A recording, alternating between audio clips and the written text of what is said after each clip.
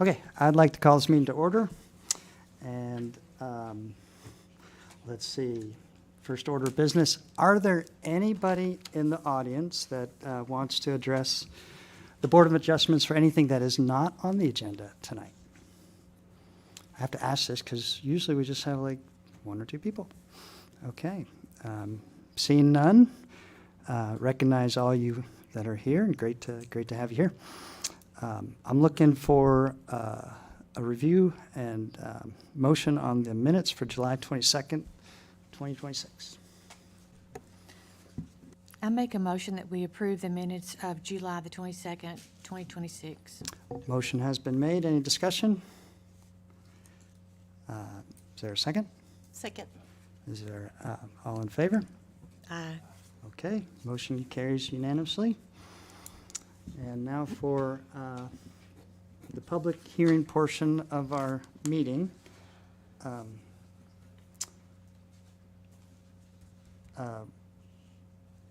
Although I did wonder if anybody had any thoughts on the agenda for tonight. Mr. Chair, I would like it if we could, item number 1, it seems like that's going to be very involved and take longer than either 2 or 3. Is it an option for us to reorder those so the folks who are here for item 2 and 3 can go first? Okay, I hear a motion for change of the agenda to move item 1 for new business down to 3, and then move 2 and 3 up to item 1. There's a second on the motion? Second. All in favor? Okay, so we have a motion to change the minutes, just the order of the applications, moving 1 to 3, and then moving 2 and 3 up. So that means we'll be starting with item number 2. And just a reminder, the Board of Adjustments is a quasi-judicial body. All decisions are final. Any appeals have 30 days after final action of this board to be taken up with the Madison County Fiscal Court.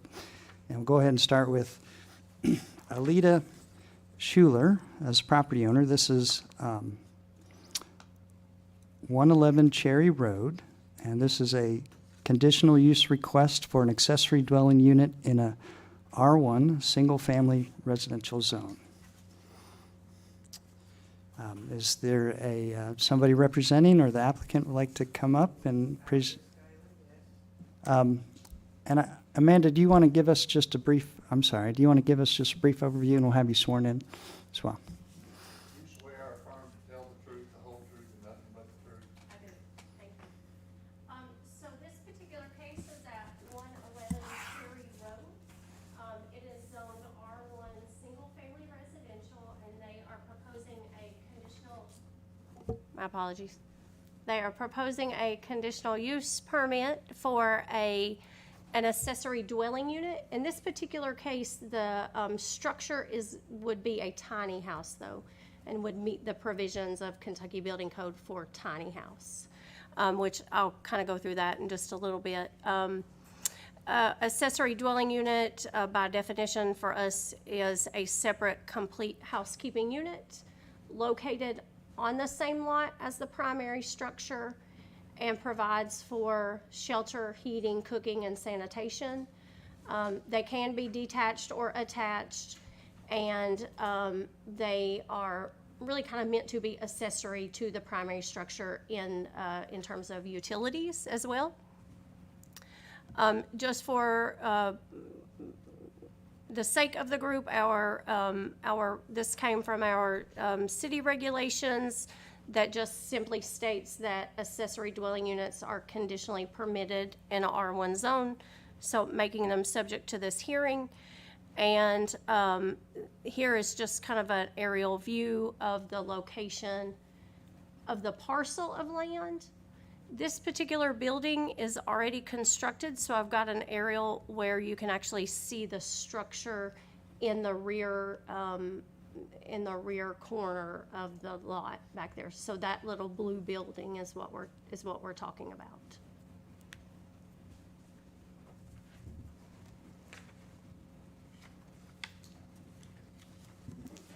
Any questions for I do Amanda? have a quick question. How close to the rear lot line is the excess? It looks really close. Yeah, it's, so it was actually permitted as an accessory structure first. And our accessory structure regulations allow for those structures to be 5 feet from the side and rear yard property lines. So we do believe it's in conformance with accessory So it's structure 5 requirements. It's 5 feet from the rear. It may be just a little over, and the property owner may be able to describe that a little more. Oh, can you please come up? We'll have to get you sworn in. This is a public hearing, and you have to stand up to the microphone if you don't If mind. you'll There's just one, come over here. and go ahead and state your name for the record, too. My as name well. is Alida Schuyler. And we'll have you sworn in. Swear or affirm to tell the truth, the whole truth, and nothing but the truth? Yes, I do. Okay. And you can just make the Oh, request. I measured the distance. It's just as it isn't accurate there. So it was 14 feet to Ruth Meyer's fence line.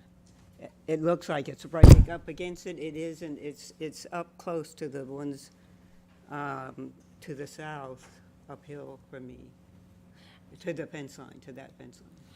And so, just for the sake of everyone here, these are assumed property lines based on the PVA, certainly not survey grade or accurate. So it sounds like you're more, closer to 14 feet on Well, that. yes, I measured it carefully, and On the- then on the other side, it's 34 feet to my neighbors to the east, I Okay, mean, to the west. so sorry. 14 feet on the left side. There's a fence in that backyard, right? How far is that off the fence? It's, the closest one is 5 feet 8 inches, Okay. and the rest are 6 inches. I think it was trying to make a geographic straight, north, east, west line, and maybe the fence isn't quite as square as that. I don't know. Did that make sense? Probably not. I did notice on this letter from this engineer, John Stratman? Stratman, third, he had mentioned estimating a distance of 8 feet to the back fence. It's closer than that. Okay. You want me to stand here for the duration? Okay, I just, I've There may never- be some additional I've never questions for done you. this Yeah, before. yeah, you're doing great. Yeah,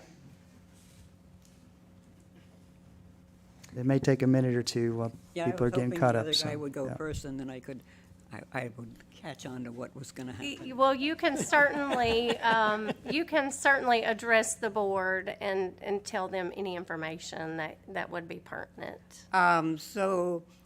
I knew nothing about code when I started the building. I used to live in the cutoff of Lee County, and our only connection was every 4 years we got gravel on our road, but nobody ever came over there or anything, and we built several, like 4 or 5 different little places for me, my sister, my brother, my parents, or, yeah.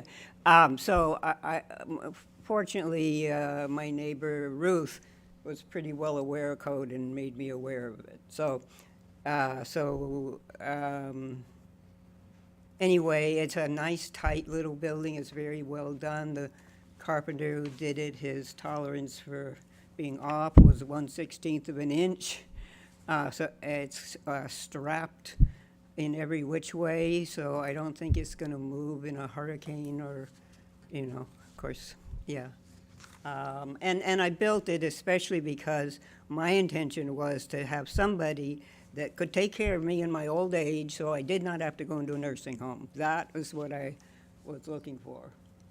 And fortunately, this creature here, my friend, this is my goddaughter Liz, and she's a kind and helpful person, and yeah, so I don't know what else to say. And she'll be my heir one way or the other, so, yeah. I should say I have no children, so I don't, I mean, really, as far as I'm concerned, this is family. So Miss Alida came to our office, again, after she had built this as an accessory structure. We actually worked with her carpenter while they were building it. She got the proper permits that were needed for an accessory structure. And then, but it actually did meet the requirements for, the size requirements of Kentucky Building Code for, a tiny house. So in 2018, Kentucky put in specific regulations for tiny houses, being that they had to be on permanent foundations, you know, they have to be insulated, they have to be framed just like a house. No real allowances other than the size allotment for each room is much smaller, and it allows for an access to a loft, which would serve as a bedroom. So in this case, because it was built as an accessory dwelling unit, we were, just from our office, concerned that could we even meet building code for the structure and for the tiny house provisions before we ask her to come in to get the conditional use permit. And so she hired an engineer, John Stratman, to assess that structure for her. He has given us a letter, which I think is in your all's packet, that has deemed it structurally sound for human habitation. And both he and our office have reviewed it, again, for those that compliance for Kentucky Building Code. Of course, if there was an approval given in this regard, it would be subject to a building permit for our office. I've communicated that to the applicant. She understands that it has to be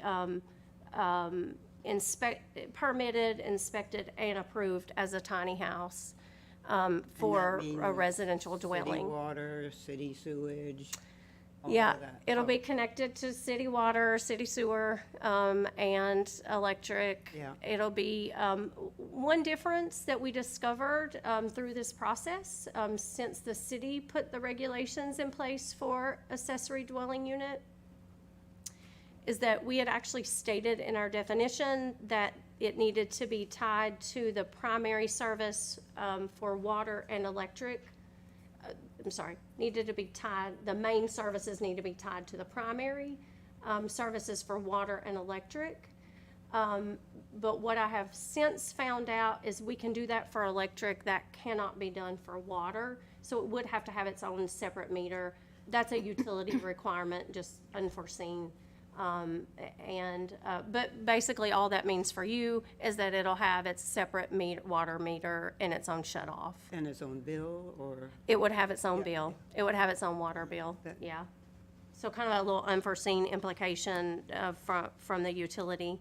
But again, communicated that to the property owner that it, again, will need to be inspected as a structure. I have a question. Here on item number 9 of the engineer's report, it says that there's a composting toilet, A what? a composting. No, I had hoped for all of that. That's not gonna happen now. That's not going to happen. So No. you will be hooked up to city sewer. I mean, and- I would be happy if I could do that, but I understand I can, and I completely accept Okay. what that's gonna require. Yeah, I'm sorry to go off on a little side note, but curious, Amanda, do you know why is that a utility policy for a water meter, but can be served as a primary for the electric? Do you know why that distinction? Just curious. There's an ordinance in place. It's an that- ordinance, that- it's based on a city ordinance It's in place, based on a okay. city ordinance Yeah, that states right. that each structure has to have its own separate water Okay, hookup and utility. but electric as a primary is okay, Electric as a primary is okay, yeah, so it would be basically a sub-fed as a Right. sub-panel. yeah. Yep. Josh. She has provided a floor plan, and you may want to kind of go through that in terms of what all will be included. Yeah, so this afternoon, and it's not exactly what I had in mind, inasmuch as it has the laundry room and all of that being completely separate. The tricky thing is that on that side of the building, as we built it, has windows in it. And so it would probably sit 3 feet away, but have a interior door that would lead into it. But So I think the idea would be, in its current footprint, it would not allow for a bathroom. There's not enough space for a well, bathroom. it'd be or- very, very. So I think she would put basically an addition for bathing facilities. Yeah, it would be washer, dryer, toilet, sink, tub, shower. How big of an addition would you imagine that would be? I'm thinking that it would be about 6 feet, or, I don't know, my front porch is 6 feet, 6 inches, and that's a comfortable amount of space to have, you know, I have a couch, the dog couch is on the front porch. So I think that's about the size that I would be looking at. And I'm gonna try to get the smallest possible, except for the tub, it has to be 6 feet long. But I'm gonna get small washer, dryer kind of things. Yeah, I don't want it to be very big, is what I'm saying. But I want to be able to walk in there and operate. And I recognize that the, if approved, or it would be code compliant. I also wonder too, that a motion could be made that it's conditional so long as it's approved, right? That's an option that somebody could make in their motion, that it would, so it wouldn't just be, it'd be based on it being approved.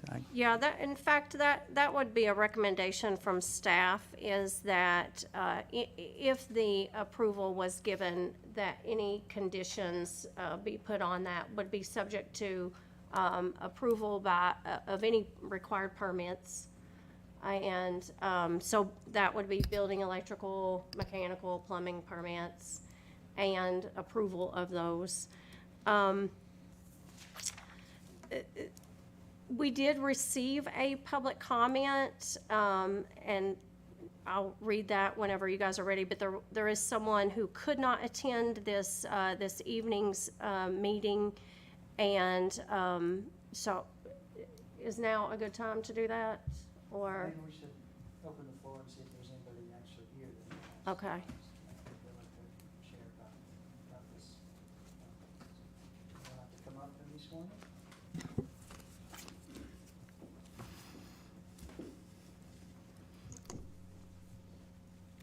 State your name and address for the record. Ruth Myers, 109 Cherry Road. Okay, we'll have you Do sworn you in. swear or affirm to tell the truth, the whole truth, and nothing but the truth? I do. I moved to 109 Cherry Road in 2020, and for several years, Alida and I were on very good terms. We collaborated on all sorts of yard projects, tree trimming and mulch delivery and things like that. She had discussed the outbuilding way back in at least 2023, when she had some people put in timbers, upright timbers, in the top east corner of her yard. The nearest timber, although it's not used, it's still there, is 6 feet from my property line. In 2024, she inherited some money and hired a carpenter to begin construction. She was informed by the city of a square foot limit, and she complied with that. But without prior city permission, she built a second story. And then that was backdate approved. She had told me several times that her intention was to live in the shed and rent out her house. And I knew nothing about code at that point. I'm sorry, you'll have to check wants to respond, but yeah, let's.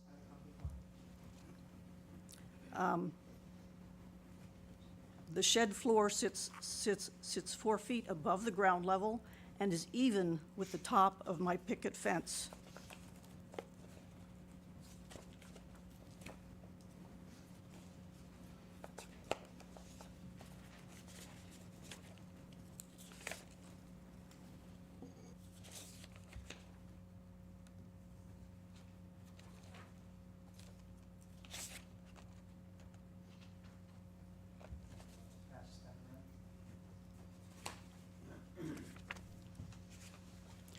The entry door is at the high side of that wall and faces my property.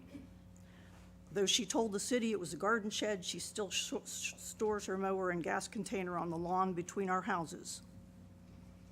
When construction was begun, I expressed my dismay at how the structure was sited, overlooking everyone's backyards, eliminating any expectation of privacy. Alida screamed at me that this was how she could afford to live. Her intention to rent her property was proven this summer. A young man moved into the shed, and another was staying in her basement. Neither person was her goddaughter, the family member she has told the code office this request is for. Power to the shed is an extension cord from her house to the fence line and into a window at the rear. The city told her the shed could not be used as a residence, and the young man did move out promptly. She has repeatedly begun work first and had to backtrack with code permissions. Her request, as I understand it, is a conditional use meant to accommodate family situations. I think that she is again trying this backdoor move to accomplish her real goal. She mentioned having spent already $20,000 on the project, and utilities will cost a substantial bit more. My objections to this are several. The lots on this block are too small to accommodate 2 dwellings. About 9,600 square feet is for each of the lots. Having a second dwelling changes the character of the neighborhood. Though the building is well made, it looms over my yard.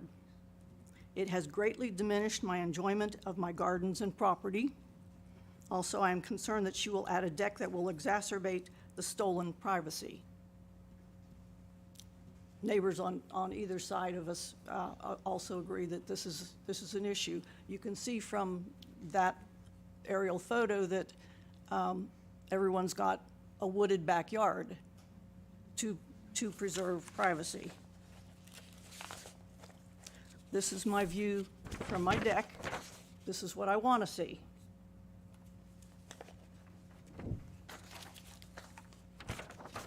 This is what I see if I move just a few feet further.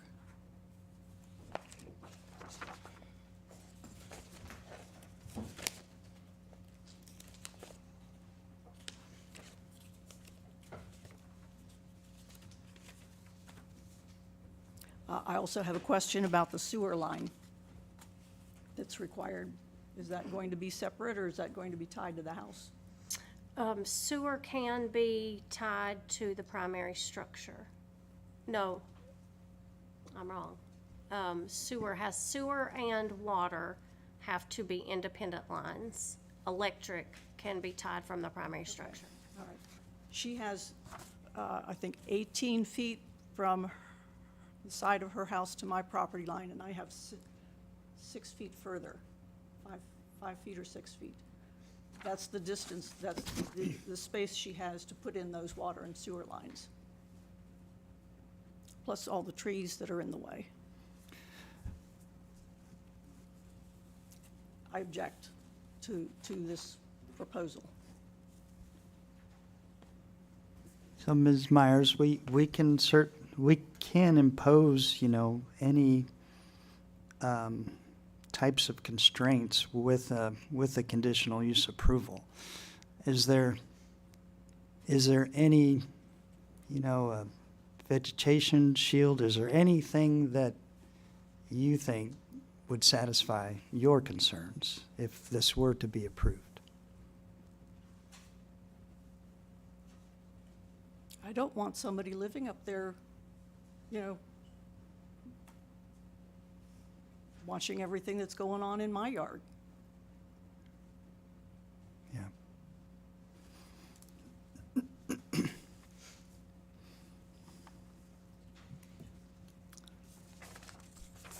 Any other questions for Ms. Myers, or is there anybody else in the audience that wants to speak about this proposal? You'll have to come up.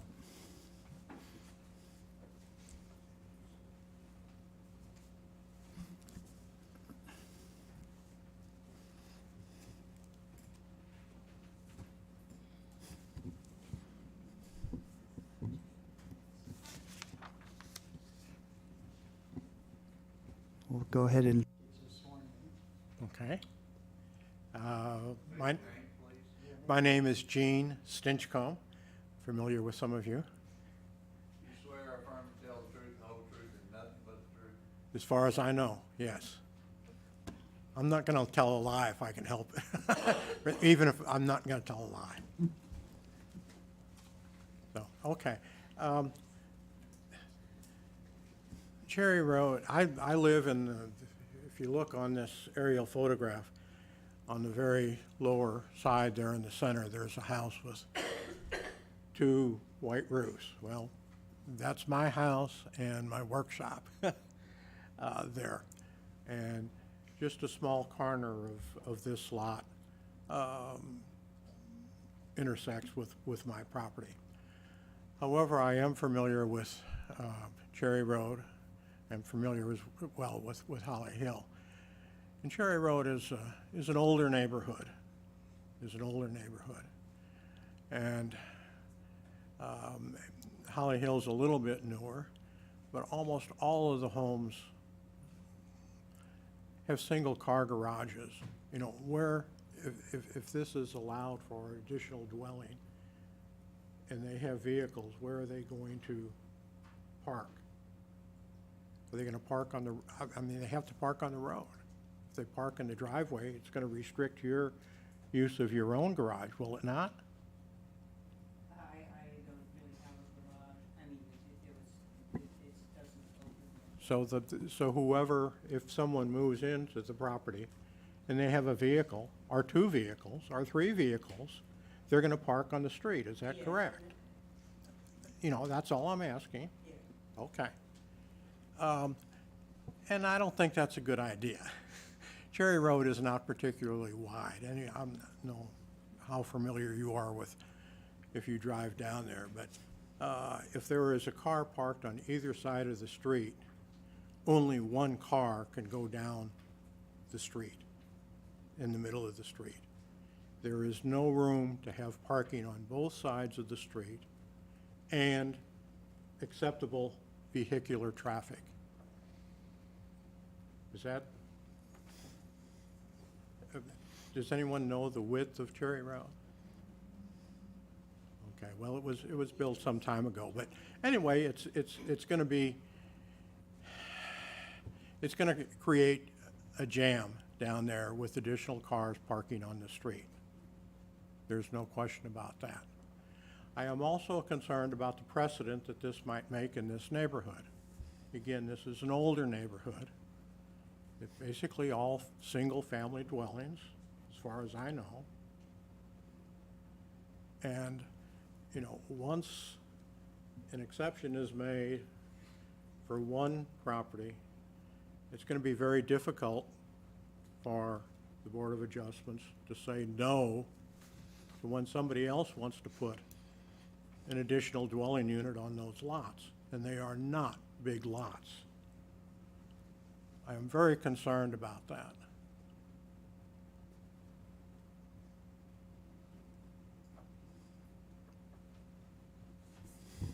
I'm also concerned about the utilities. I'm concerned about the whole thing. I mean, why, you know, about a structure that was built that I assume was probably a shed or perhaps a workshop or a studio, something like that, that would not require necessarily electricity or sewer or water for use.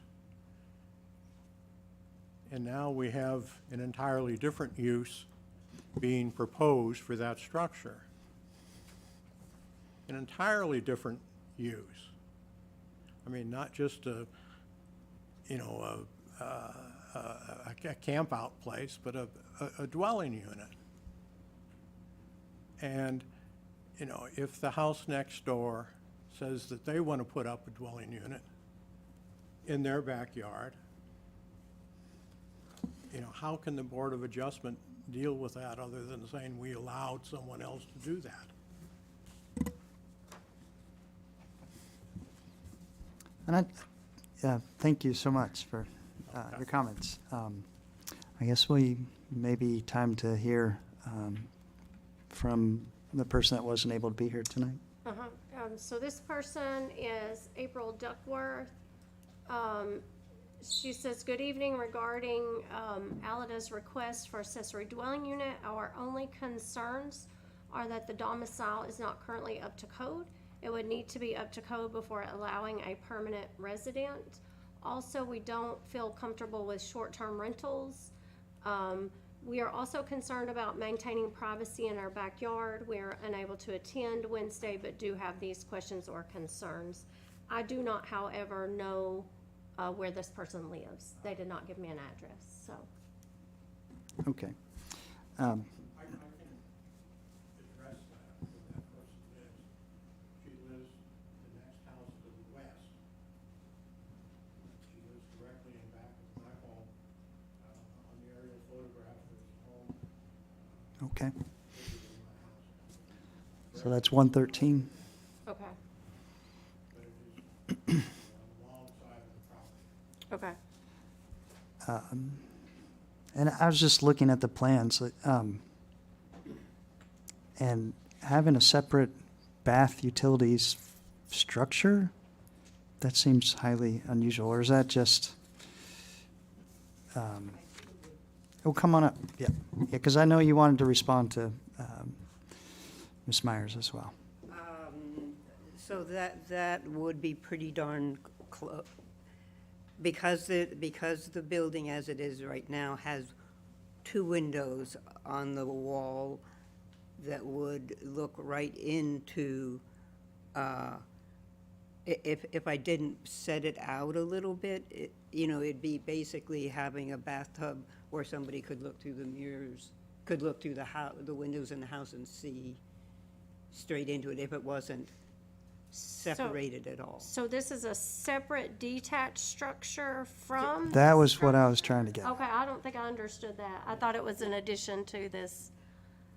To the inside of the house? Well, I thought it was connected to. I think, that is what I want, and I think it'll be, but as I say, because the house, as it's built now, I mean, I could take the windows out and board them over, and then you couldn't see in there, but as it is right now, I would think it might stand 3 feet away, and then it would be 6 feet, or 6 feet, 6 inches, whatever it ended up being.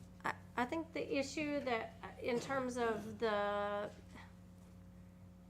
strict application of the law would be that by definition, a structure has to provide heating, sanitation, cooking, and shelter. So I'm not sure that by definition, in two structures, we would really be accomplishing that, but certainly something that the board could consider.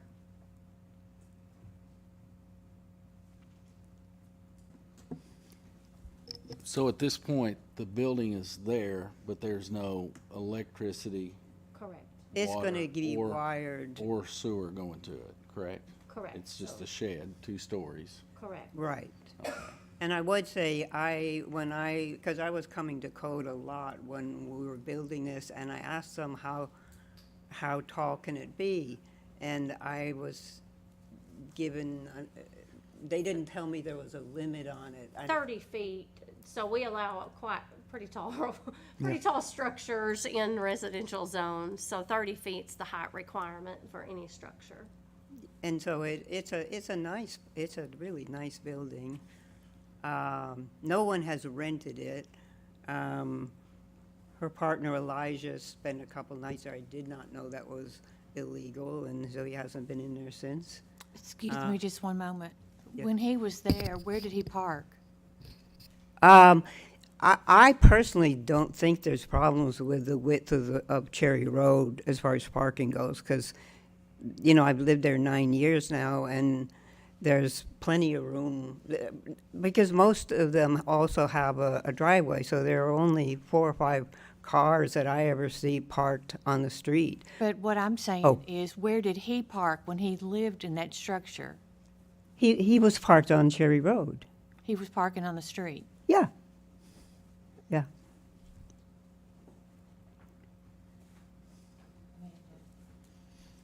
Oh, If you look on the photograph, you can see that the property is right at the very end of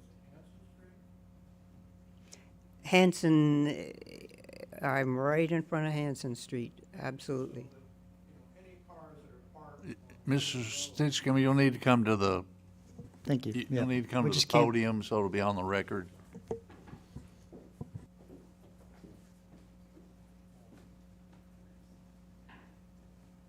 it's harder to see the, but anyway, any cars that come down off Hanson Street, if there are cars parked on one side of Cherry Road, you know, that's restricting the vehicular traffic coming down off of Hanson Street. If someone decides on the corner of Hanson Street on the north side to park on the street or to park on Hanson Street, it's going to be very difficult for anyone to make a turn.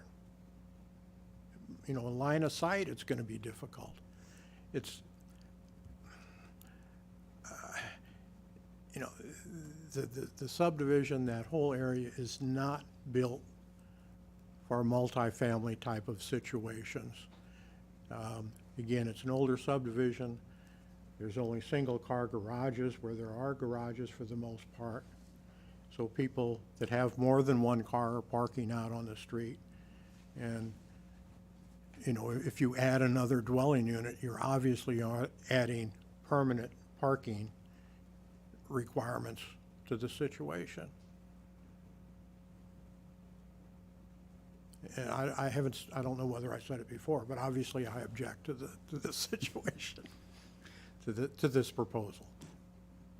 Now, if the board denies an ADU, that doesn't mean the structure meets an accessory unit, so it wouldn't have to be torn down. right? No, no, Yeah, it yeah, can always be Right. it can always be a storage building. Yeah.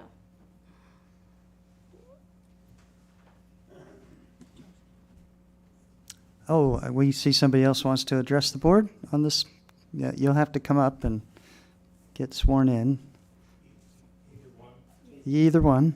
Yep, take your time.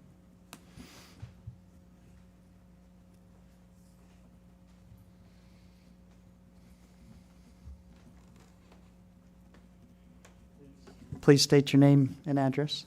I'm Kelsey Murdoch, and I live at 122 Holly Hill, which, whoops, Do you swear or affirm to tell the truth, the whole truth, nothing but the truth? I do. I live in the house whose southern property line fills up most of the property line of the property you can see.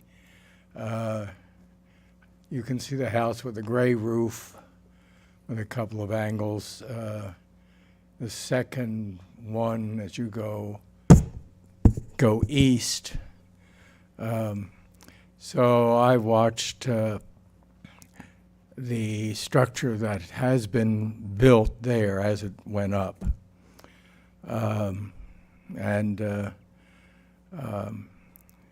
It doesn't interfere, quite frankly, in any way with the way we lived before, or the way we live now, or the way we might live in the future. I would point out that my two neighbors and I obviously don't agree. I assume they'll still speak to me when the night's out. The building is there. As I understand it, this request would have not been possible when the original building was built, that the codes of the city were different at the time the construction permit was applied for. So this is an application for a new use under the new codes, as I understand it. I can understand the parking issue, but on Holly Hill, I counted on 5 fingers, and there's at least 5 households of the 15 where cars park on the street because there's inadequate parking either in their driveway or their garages. And our street is the same width, I think, as Cherry Road, but I'm not positive about that. I watched the building go up. The only interference it made in their lives was the occasional buzz of a saw and the tap, tap, tap of a pneumatic hammer or some sort of powered hammer. It doesn't interfere with us. We live up the hill, so we see over the top of the roof, quite frankly, on both the walkout level of our house and at the deck level, which is the same level as the street. We have had worse on our street. We had a drug distribution center and a residence on the street. We had a house with 5 dogs in it that lit up the noise level, if you will, anytime a siren from anywhere from 75 to who knows where would kick off the dog howls. I believe the codes officer helped us get relieved of both of those situations. This has no adverse effect, whatever that's done within the code for an additional dwelling unit. We all see on television with frequency the additional dwelling units that are being proposed across the country by various builders and property owners. So my wife and I have no objection to this facility. We obviously disagree with 2 contiguous neighbors, but think in the long run there's no impediment to the value of our house or the value of the neighborhood. I moved here from from an area that has streets that are so narrow that I lived outside of Philadelphia, but in Philadelphia there are streets that are so narrow, one-way streets that were designed for a horse cart. And there's cars that park on one side and everybody else squeezes by, and if the UPS truck goes by on that street, one of which where my daughter lives, they have to ride with one wheel on the sidewalk. So it seems to me the traffic condition isn't any worse than what we have on Holly Hill. The building is no more offensive than what we have on Holly Hill. And I see no reason for the board not to grant this request that it be used as an ADU. After this meeting and your decision, I guess I'll have to make my amends for my neighbors, but nevertheless, that's the position that Maxina and I would take on this building. Thank you.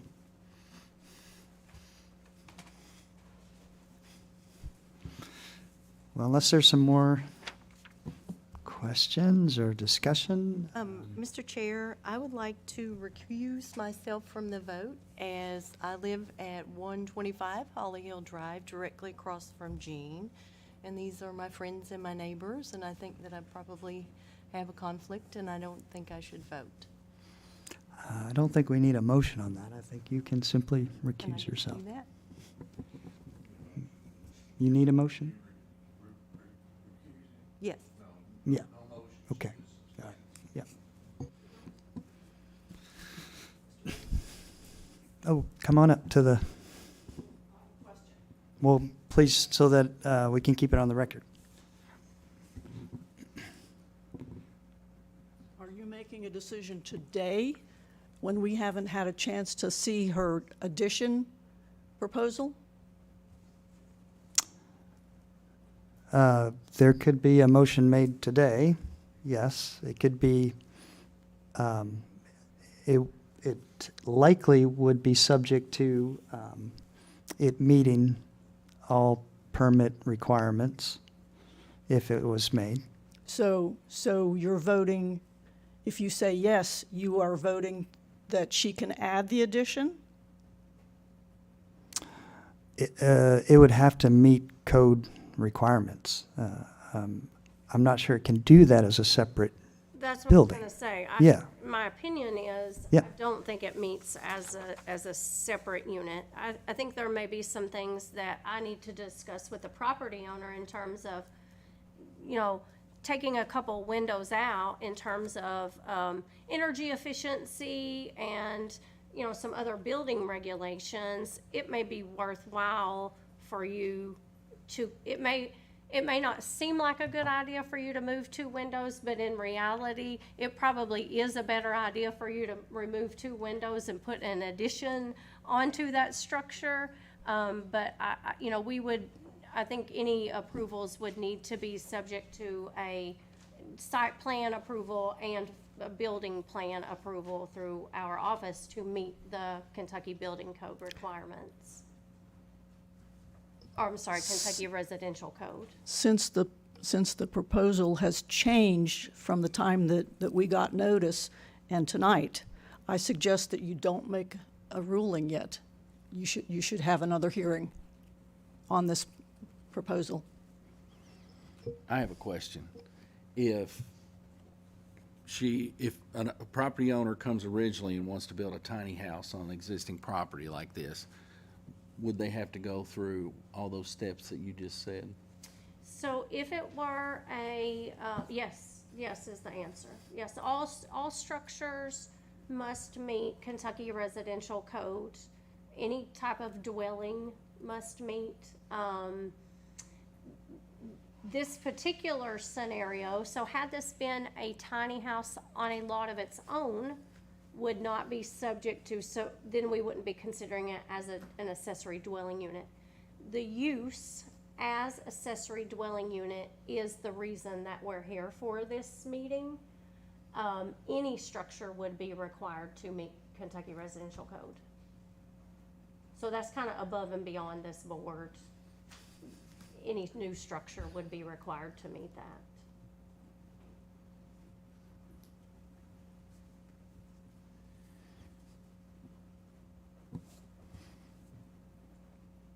Yeah, I'm not sure about tabling it. I mean,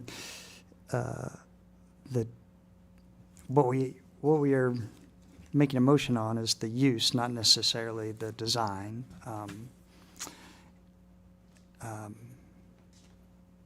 But the chair is open to a motion on this proposal.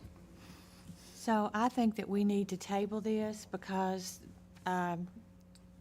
it has changed from what we were given. Correct, Amanda? The floor plan was actually not submitted as part of the application. It was provided this evening by the applicant. Okay. So certainly if the board wishes to have to approve a floor plan as part of the request, then likely it should be tabled. If you,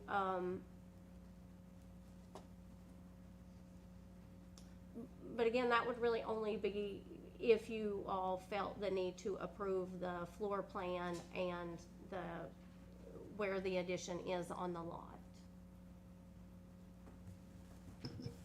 Well, one thing I would say about the addition, it's for basically the bathroom, right? Correct, yeah. So that's, that has a lot to do with the use and the function and all that, so. Yeah, it sure does. Mhm.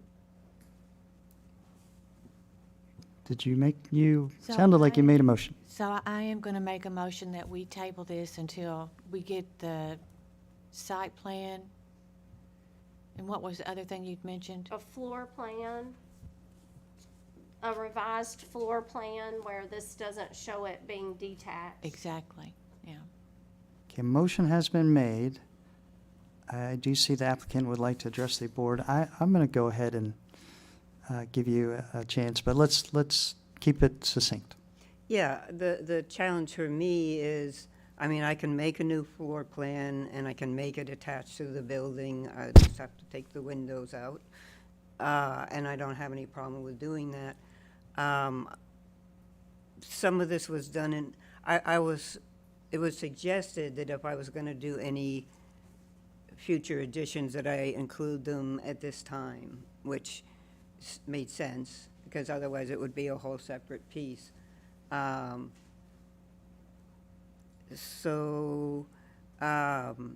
can, and obviously there are things I am only going to do if it is approved as a tiny house. If it's just a workshop, then I don't need to put in toilets and sinks and all of that. It wouldn't be a place you could live in. So for me, I need to, at some point know whether it passes. I can make the adjustments and perfectly happy to do it to make it contiguous with the interior wall, and you would just walk through a door and there's the bathroom type setup, more or less what it says right there. But anyway, so it's just a little tricky for me to know how to move forward. And I could, I just need to figure out how to get that in there, because it really is, its depth is such that having all of those things inside the house would make it very cramped.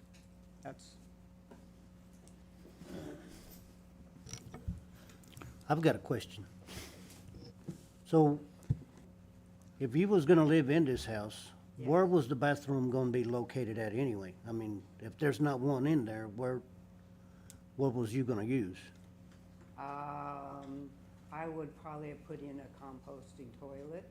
Okay, And- which is not recommended, right? I mean, No, it's no, not I something mean, that- this is me before encountering the code requirements. Right. If that's what I would have liked to have done. But, I have lived in a lot of cabins in my life, and they weren't terribly fancy. So when the guy lived in that unit, No one has ever lived in that unit. I mean, that's, in my opinion, a misrepresentation. I think Elijah spent like 3 or 4 nights there. well, I mean, where did he go to the bathroom? He came into the house to do his business. Okay.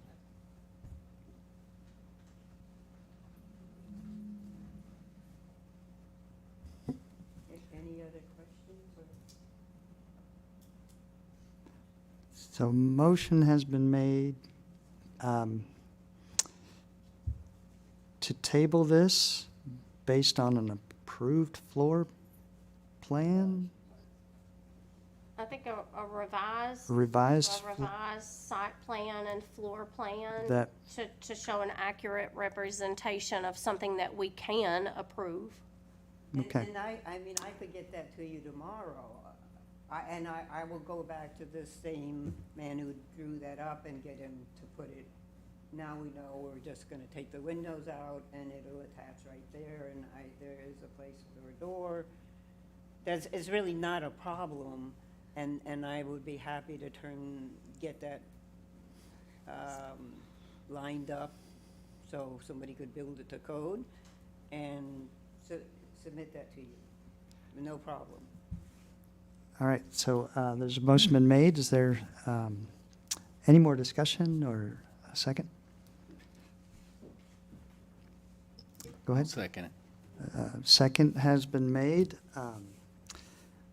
And I will go ahead and take a roll call vote. And so Denise Hagan Rubin on the motion to table until there's a approved, a revised floor plan that will meet code. Yes. Yes. Stacy Edwards? Yes. Yes. And George Mendoza? Yes. Okay. All right, motion carries. That is tabled. Next item on the agenda. Can you tell me what will I need to come before this place again in a month or something? Yep. Same time, 30 days from now. So it'll be the fourth Wednesday of September that we will reconvene.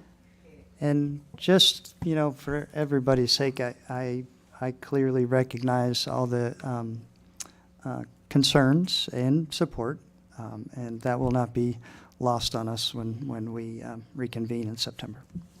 Well, thank you all for your time. Okay. Revised item number 2 on the agenda is William Nicely, and this is 411 Jefferson Street West. It's a conditional use request for an urban farm in an R3, a multifamily residential zone. And Amanda, would you like to Yes, sir. give us So an overview? The request before us now is 411 West Jefferson Street. It is zoned R3 multifamily residential, and they are proposing a conditional use permit for an urban farm. By definition, an urban farm is a parcel of land managed and maintained by an individual or group to grow and harvest food crops and/or ornamental crops to be sold for profit. And so I've just also included our table from our allowable land uses, where you can see that urban farms are conditionally permitted. For proximity and location, the aerial, I've shown an aerial of the property, and it is located on West Jefferson Street, just to the east of what used to be the old concrete plant years ago. And we do have the property owner here with us this evening. Okay. I'm sure the board may have some questions, and if you want to share your proposal and what you'd like to do, that would be great. State your name William Nicely. for the record, and you'll be sworn in. You swear or affirm to tell the truth, the whole truth, and nothing but the truth? Yes, sir, I do. So, just explain what I want to do? Yep. Thank you. So, we're already known in our community as the farmers, I guess. If you drive by, I'm sure most of you have at some point, you'll see that we have 15 fruit trees by the road. You can sort of see them there. In front of the house, it's tilled up. This picture was taken last year. That's what we did all of our garlic in. And what we do Nicely Garden is my LLC and my business name. And I brought some garlic powder if y'all want to smell it here. But this year we grew 5,000 garlic, and we don't just sell garlic. We make it into black garlic, and we also dehydrate and turn it into. I have 15 different types of finishing salts and that kind of thing.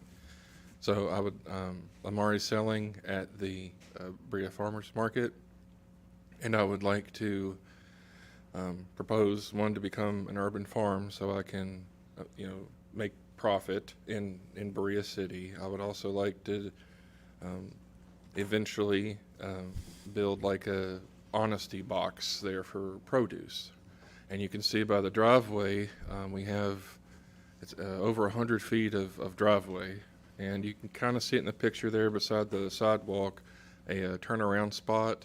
So we won't be blocking traffic at all, and people can turn around safely and pull out into traffic instead of backing into it. I provided pictures, but also brought some if you'd like to see them. The property is organic. We raise everything organically, but it is well maintained. We don't, mainly my wife, she does not like tall grass or weeds. So we do keep everything looking very well maintained. And eventually I'd also like to add at some point, a small, maybe 20 by 10 greenhouse in the back of the property there, or wherever the codes would allow. But I think I have plenty of room back in the back.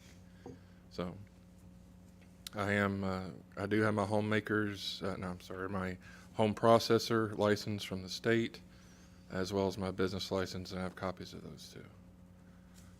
I have a question. Yes. Do you anticipate that you would have like a little farmer market stand that you would set up beyond the Honest John box?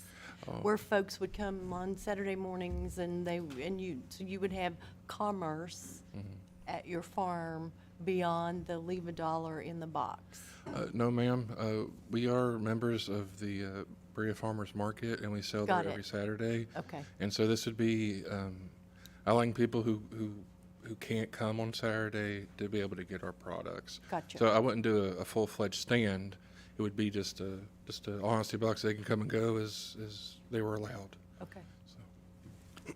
And I think we've approved a couple of conditional uses for urban farm that have since moved on, and so I suppose that is also something that could be included in a motion to stay with, to only be with the existing property, if that's something you'd be okay with.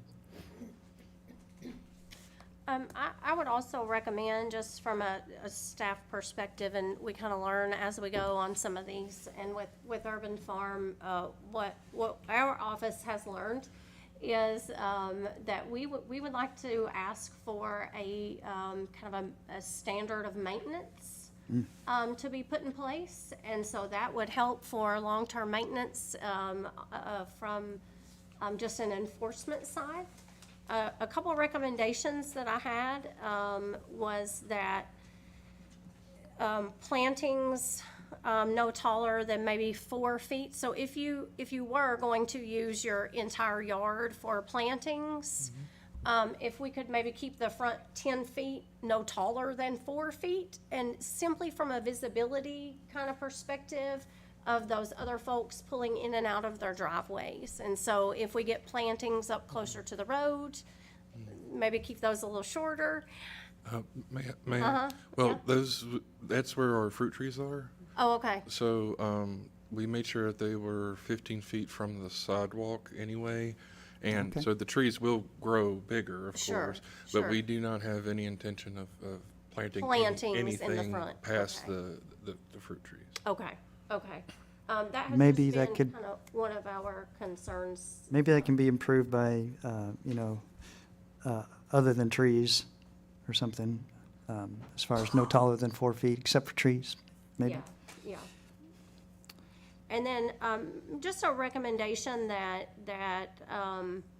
all planting areas be generally free of weeds, no taller than 10 inches or something. Just, again, as a way for our office, as we review these, to just make sure that they're being maintained.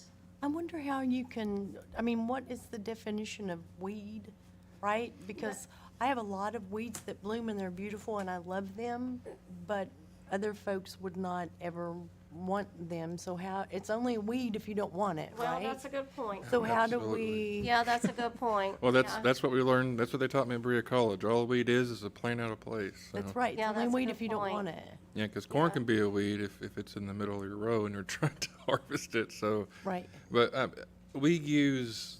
A lot of people are scared of the word organic because usually it does come with a lot of weeds. Let's be honest. What we do, and you're welcome to come by and see it, but we use tarp, actually. We use tarp that allows air and water through, but not weeds through. We then pin those to the ground, cut holes in the tarp, let it grow through. We don't spray with any chemicals that way, and we can mow right over top of it. So weeds really aren't an issue, because that's how I hate pulling weeds. So That's how you manage. that's them. how we manage them, Okay. is don't let them grow, I know we're getting into a rabbit hole, but could that be addressed with our, don't we have a mowing ordinance? Yeah, so it's 10 inches. Yeah, right. And that was really what I was gonna recommend, is that we, kind of removing vegetation after the harvest period, and keeping everything else at less than 10 inches. I think is probably a good way to go about that. Less than 10 inches when it's not the growing season or Yeah. something? Yeah.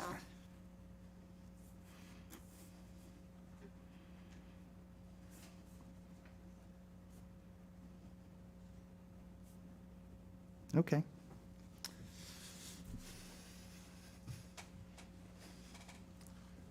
Do we need to, as far as not the honesty box, but what I would like to have the future greenhouse, will that be an issue either, or will that come with, I just want to know if that will be approved as well. I don't think you need a conditional use for a greenhouse. Yeah, you can build that, so it would be subject to any structure, so if you build an honesty box that's not for human occupancy, Yes, you know, that's just a little accessory structure, you can have that, okay, without any kind of permits. perfect. Buildings or structures, so greenhouses over 200 square feet do require a building permit. Okay, Structures under 200 square feet will get a zoning permit, so we'll look at it for site location on the lot. okay, yeah, no problem. Perfect.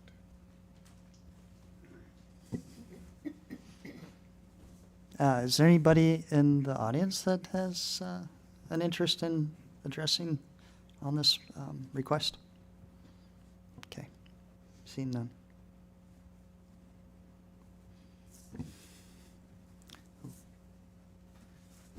Would entertain a motion, if there's one, at this point.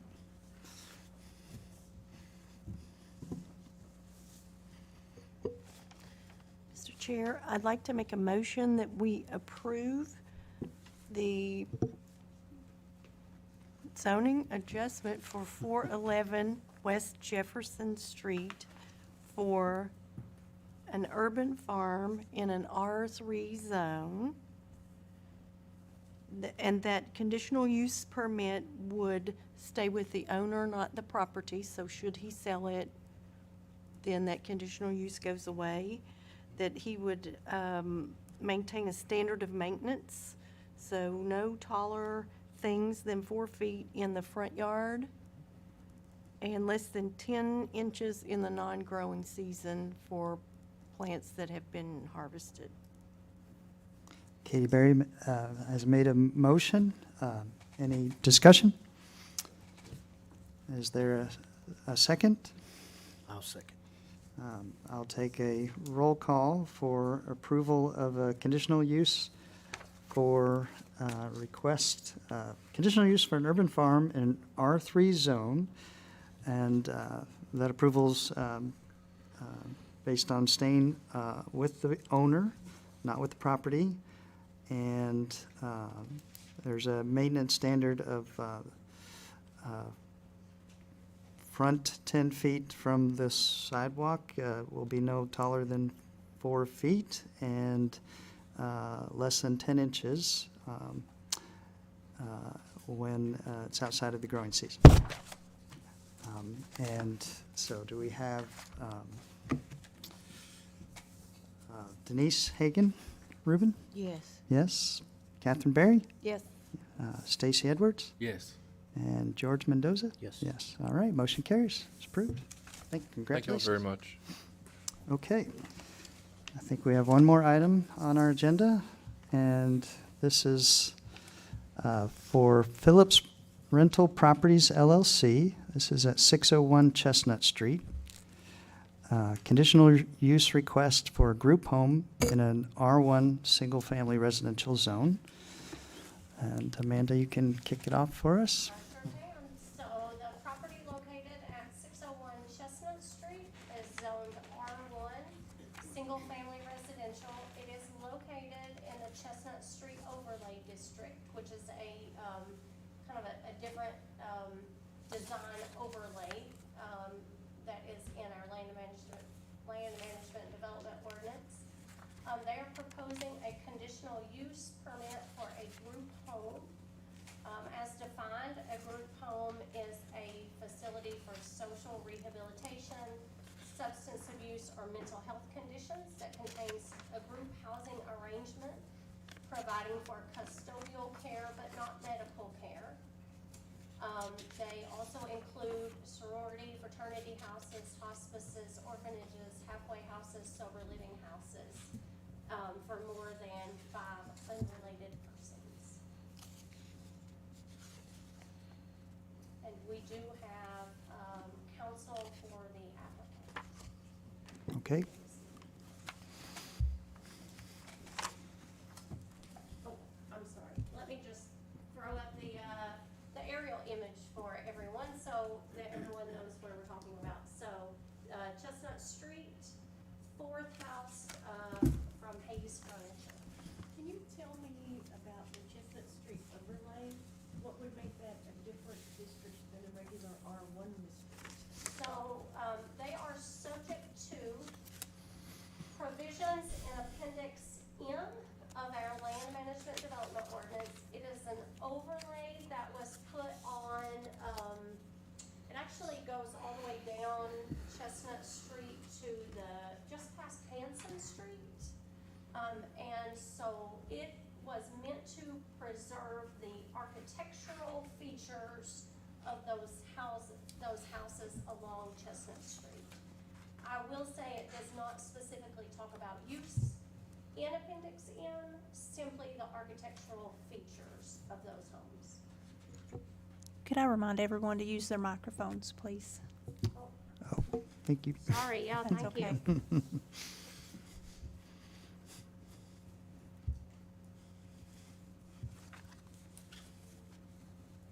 Okay, is there any questions for the applicant, or do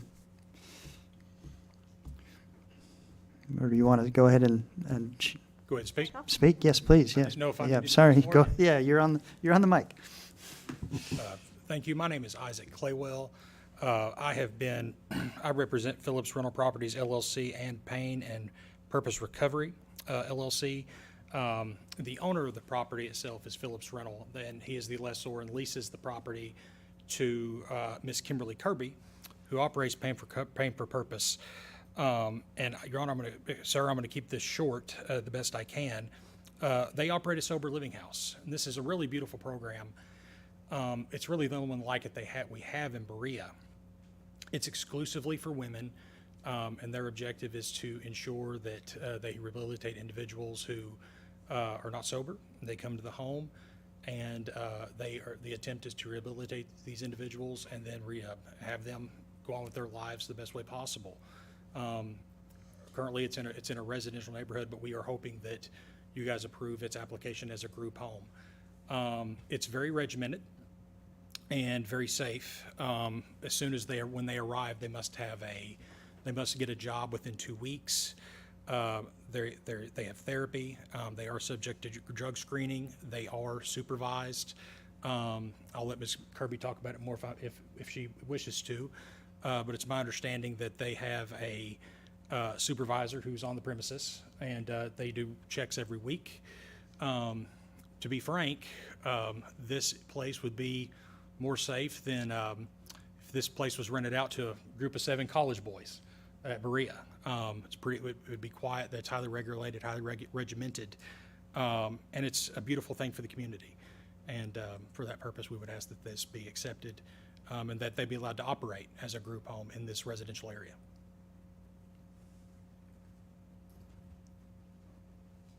Are they currently licensed as a group home? The application is ongoing, Your Honor. Okay.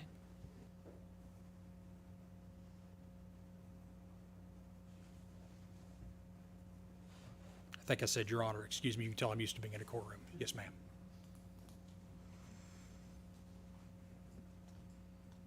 We did get a legal opinion, just to make sure that my office was giving the applicant good advice. And in that did discover that KRS 222 does require recovery housing to be licensed. There are a couple different ways that they can be licensed. And so I just kind of pulled this up for the use. So the KRS statute gives us a definition of recovery residence, We do feel like this meets that definition. These residences are required to be certified by a certifying organization, which it names what those are, and must provide proof of certification to the Cabinet for Health and Family Services. Those certifying organizations are, and that's the last paragraph you'll see here, are the Kentucky Recovery Housing Network, the National Alliance for Recovery Residences, the Oxford House, or other approved agencies through the Kentucky Cabinet for Health and Family Services. In our research, we also found that these residences are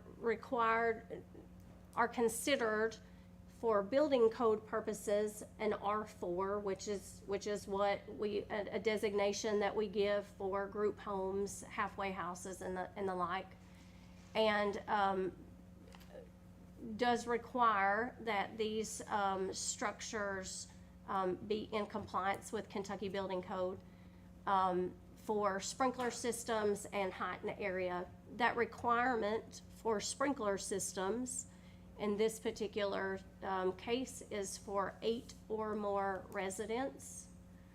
So it's a fire area that would equate to more than 8 occupants in this house.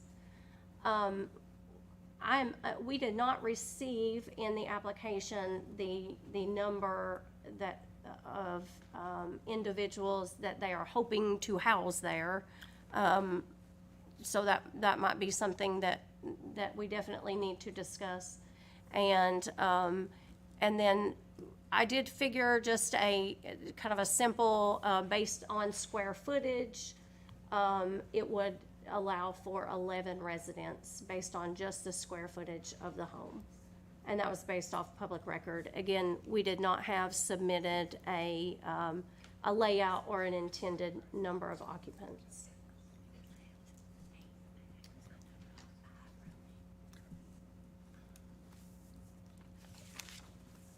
Ms. Haney, if I may, Uh-huh. I do want to state for the record that I do have a letter from a Mr. Braxton Davis, who is a KRHN certification and compliance support member.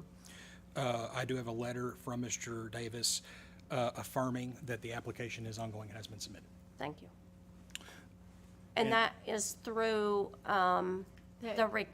Kentucky Recovery Housing Network. Okay. The only thing we're waiting on right now is... Sorry, we do need to get you sworn if you're going to give any testimony. So go ahead and state your name and, Kimberly Kirby. okay, we'll have you sworn in. You swear or affirm to tell the truth, the whole truth, and nothing but the truth? Yes, I do. Okay, go ahead. The only reason that we do not have our certification right now is I'm waiting on Reynolds Insurance to get our general liability policy covered. Excuse me. The KRHN 5 years ago was non-existent, but with the opioid abatement money that the state got, they decided to regulate sober living homes. Initially, you did not have to become certified.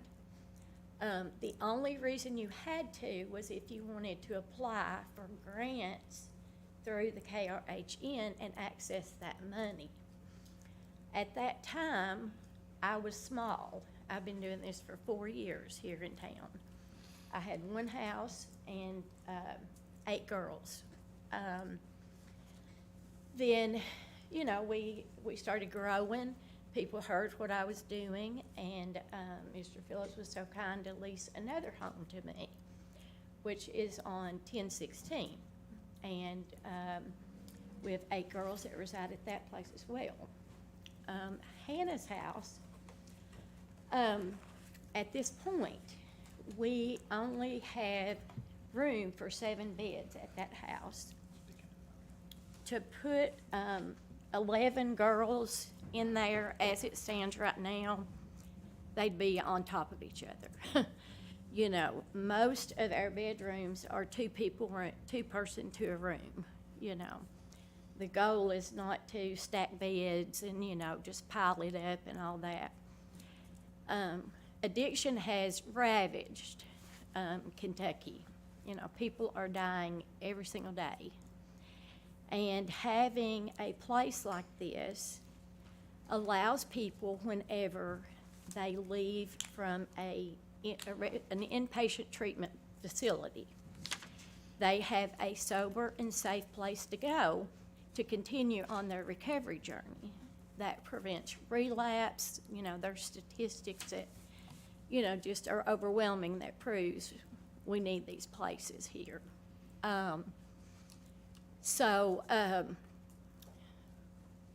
There are no services provided on site at the residence.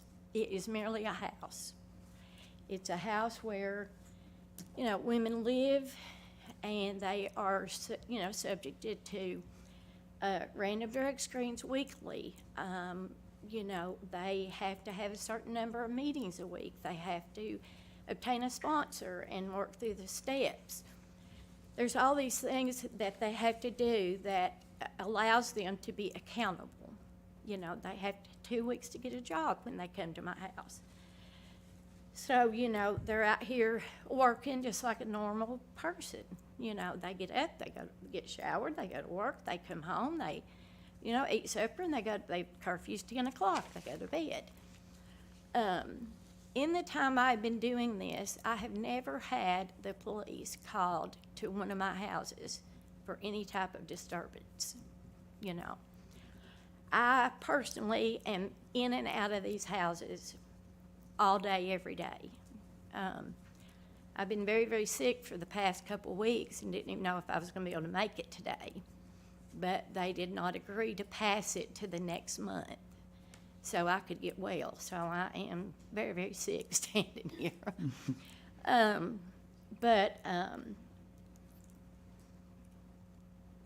don't really know what else to say. You know, the way that the state confirms it is that this is a house just like our two neighbors' houses. Nobody regulates who lives with them, you know. And so, you know, I don't think we even need the permit because we're not operating a zoning business out of there. Services aren't, you know, these girls, they have therapy every week. They do everything via telehealth, all that kind of stuff. We've got Yonder here, which is a big treatment facility, and I get a lot of referrals from them because, you know, people in recovery need places to go to.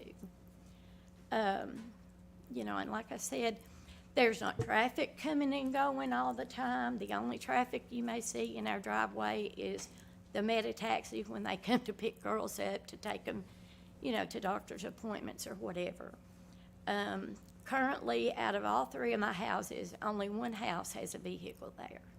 So parking is not an issue. And then I think there was an issue before where that our neighbor built a fence so that, you know, we couldn't get through. But there is actually a back alleyway that you can go into to get to the residence back there. And it is, that's how I drive out because it is kind of dangerous sometimes backing out onto Chestnut Street because it is so busy, you know. So that's kind of what I do. That's why I do it. I'm passionate about what I do. I am the only place like this in Berea. There are five sober living houses in Richmond. None of them have a conditional use permit. None of them do anything. They operate just like any other house, you know. If Steve decided that he was going to lease that house to 7 or 8 girls from Berea College, it wouldn't be mandated. They wouldn't have to have one. So I feel like that it is an act of discrimination because we are protected by the Fair Housing Act. Addiction is a disability. And like I said, I feel like there is a stigma because it is a sober living house. But as, you know, my attorney pointed out, I would rather have people there that are trying to recover, that are, you know, that are watched, that are supported, that, you know, that go on to have productive lives. And it helps their risk of, you know, maintaining sobriety. And, you know, like I said, people are dying every single day. We should have more places like this in Berea, in Richmond, everywhere. As far as women housing goes, me and one other lady, she owns a place that she calls Total Abstinence in Richmond. Me and her are the only one that has any beds for women in recovery. She has 8, and I have 24, I think. Now, I don't have 24 in there, but that's how many at capacity could be in there. Currently, at Hannah's house, I think I've got 4 or 5 girls there right now. But we do have beds for 7, you know.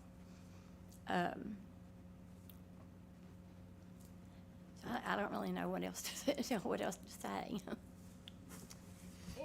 I will just clarify in terms of being for our local regulations for group homes. Those were put in our regulations as requiring a conditional use permit in 2024, which was also the same year, as she said, that Kentucky law started requiring these facilities to be licensed. And so those things did happen kind of simultaneously, where I think lots of jurisdictions saw the need for the housing and also saw the need for regulations on housing. And so again, just letting the board know that that has not always been the case here. It has happened since 2024. And also, like, to apply for certification, the reason it's taken us so long is we have had to go in and define policies and procedures for everything that we do. And then, you know, we will submit everything. We have everything done with the exception of, you know, the insurance. And so we'll get that submitted. But, you know, I have been told, now I don't know this because it's the first time I'm applying, but I've been told that it can take 3 or 4 months to get certified. That's how backed up they are there. Now, I don't know what the case may be with us. I had hoped that I would have this information, you know, have it all done and tidied up today so I could say, yes, we, you know, have our application is in their hands. But it is not, you know, I'm just pending that. But it has been quite lengthy, what we've had to do. And the fact that I'm certifying 3 houses as opposed to 1, you know, we've had double the work. And like I said, I've been pretty sick, so I haven't been able to do my due diligence with that.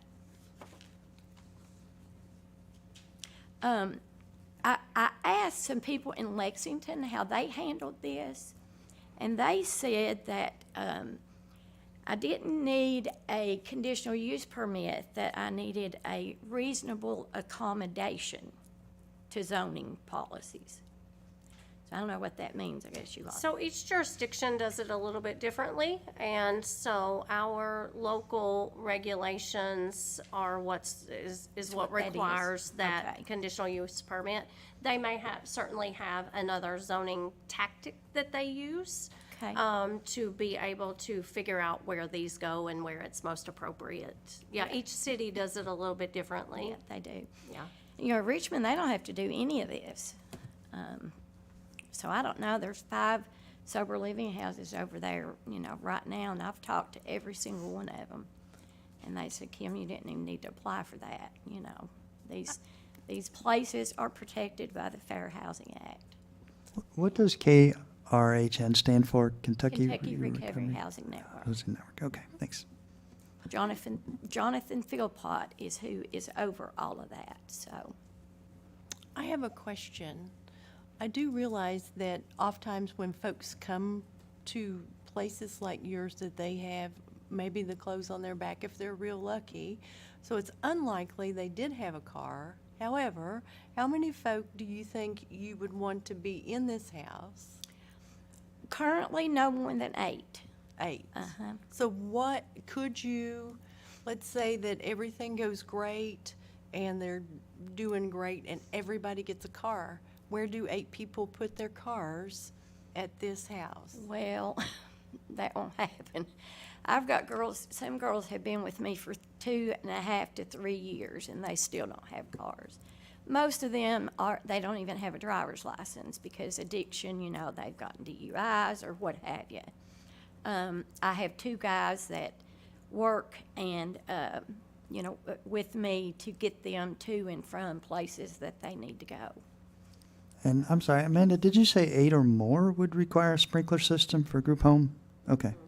Yeah, we won't have any more than 8. I don't anticipate any more than 7 currently. So when you go above that threshold of over 7, so 8 or more. Okay. Kentucky Building Code requires these facilities to have a sprinkler system. Now, they can be it's a NFPA 13 system for residential or domestic, either one. So not quite as, it's not the most robust system. It is kind of a simplified system of a sprinkler system, but nevertheless would require sprinkler system and monitoring of that. So just be advised of that again, because I think for you that 7 number, to not get into that expense of a sprinkler system would, you know, would be something to consider anyway. Inside the residence, it's just like a home. It is these girls' homes. You know, they eat together, they pray together, they watch TV together. You know, we've had neighbors driving by videotaping them. 2 days ago, someone drove by in their car videotaping the girls. They had Bible study at 4:30, and they were planting flowers on the front porch and praying. And we had a neighbor that was driving by videotaping them. So that's the kind of stuff that we have had to deal with. That's not the first time. There's been many times. Ma'am, you had mentioned within 2 weeks they have to have a job. Yes. So what happens if they don't get a job? I mean, what happens there? If they don't get a job, they are typically discharged. You Because know. I know I've seen on Facebook that everybody's looking for a job. I mean, Yeah. it's just.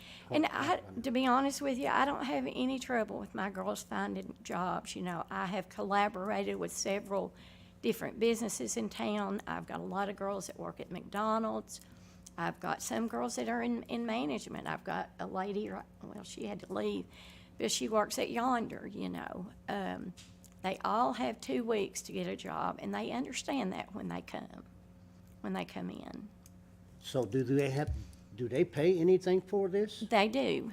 The fees are $125 a week, and they do not start paying that until they get their first check. Okay, so once they do get paid, I mean, do they buy their own groceries? They do buy their own food. We've got separate places where they keep their food, you know, individually, so people ain't getting into other people's cabinets and stuff like that. You know, they do everything for themselves. And you're right, many of them do come with just the clothes on their back, you know. And we have people that bring donations to the house, you know. In the house that we currently are renting from Steve, there's a basement downstairs, and, you know, we've got clothes sorted by small, medium, and large, you know, and they can go down there and shop. I incur the expense when they get there of taking them to usually Save a Lot or Walmart and getting them, you know, their pop and snacks, whatever they need to feel more comfortable. Because it is awkward, number one, to pick up the phone and ask for help, you know, and then to come to a place not knowing a soul, not knowing what to expect, you know, it's frightening to them. And so, you know, that's where I personally just step in and try to make them feel at home and all that. We all go to church at New Heights Church. I've got several letters of support, probably 30 of them. A friend of mine, when all this happened, she done a post on change.org, a petition sort of, and we got 151 votes in support of us. I have another question. Yes, ma'am. Do folks live there currently? Yes, How many people do you have there? 4 currently. 4 currently. So as with most of these conditional use permits, unfortunately, you know, people just don't always call beforehand. And so, but this is one that when I contacted Ms. Kirby, so the complaint came to our office, and I had contacted Ms. Kirby upon seeing the advertisement for it. And I will say she very promptly filed for application, or within the next month that we were going to be able to have a hearing, they did file for application.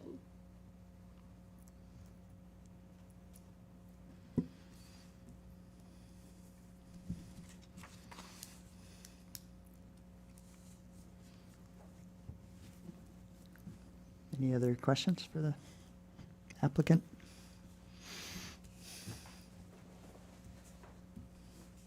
I have a question. Oh, Sorry about that.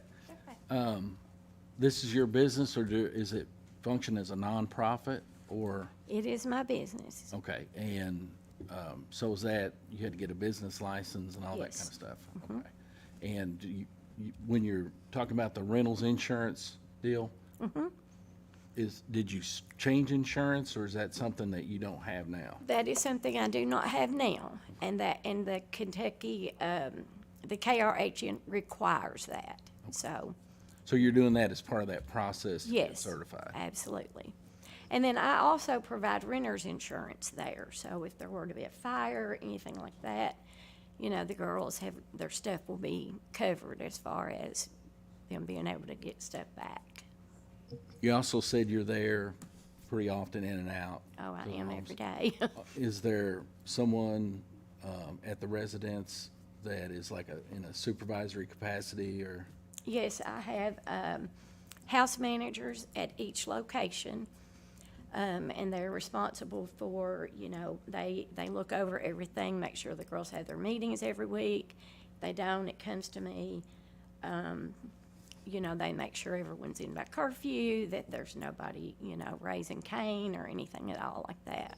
Do they stay at the residence? Yes, they do. They live there. I think currently I have got 4 at the 1016 house. And then I have 4 at Hannah's house, the one on Chestnut Street. And I have 6 at the Jefferson Street house. Another question back to the parking and the traffic. Since you currently have 4 folks there already, have you had any manner of traffic issues? Because I know Chestnut Street's very busy, It is. and I know folks probably are backing out into Chestnut Street, which is scary. Have there been wrecks, or does everything seem to be smooth, or? Whenever we first moved in, there was an accident right in front of our driveway.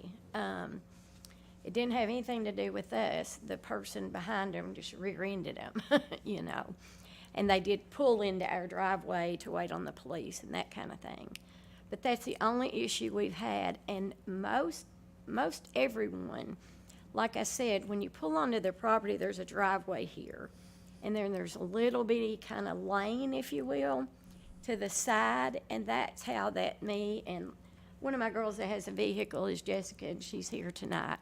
But that's how she goes out. We go out through that side area around back, and we come in up on, I think it's Hanson Street, that we come up there to get on Chestnut, because it is very, very, very hard there. but you can't get from your front yard to the backyard, right? Yeah. Oh, you can. There's, What do you mean the front? in a car? Yeah, we can get to, drive right beside of the house and get to the backyard. And what is that, can you park, is there space in the backyard? They don't park there. They park in the driveway. I do too when I pull in. But when I get ready to leave, I go down that little side alley and onto the main, that Hanson Street and get on Chestnut. It's the gravel road that goes behind Hayes Furniture. That, The name of that? I don't know about It's a name, an- but it it's is an a alley. city alley. It's a city alley, yeah. Yes. Yeah, that's where typically we exit.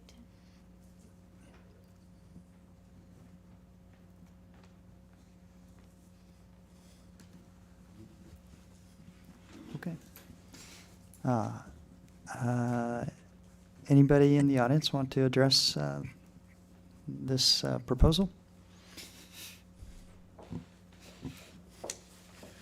All right, state your name and address. Don Parker. Do you swear or Uh, affirm to tell the truth, the whole truth, and nothing but the truth? I do. So I've spent the greater part of my life on Chestnut Street. Actually lived in that house for a while as a child, 601, the one that's, and then lived next door for some time, and my children still live there. And I think what's at hand here is they're conducting business there, and it's a residential house at the end of the day. The kind of business they're doing, for me, I would say having 3 children there, I have concerns because of what may or may not come with it. I really appreciate that what they're doing, but that is a residential area, and at the end of the day, this is a business. So I just strongly oppose what they're trying to do there. That's all. Thank you. Anybody else? Well, come on up.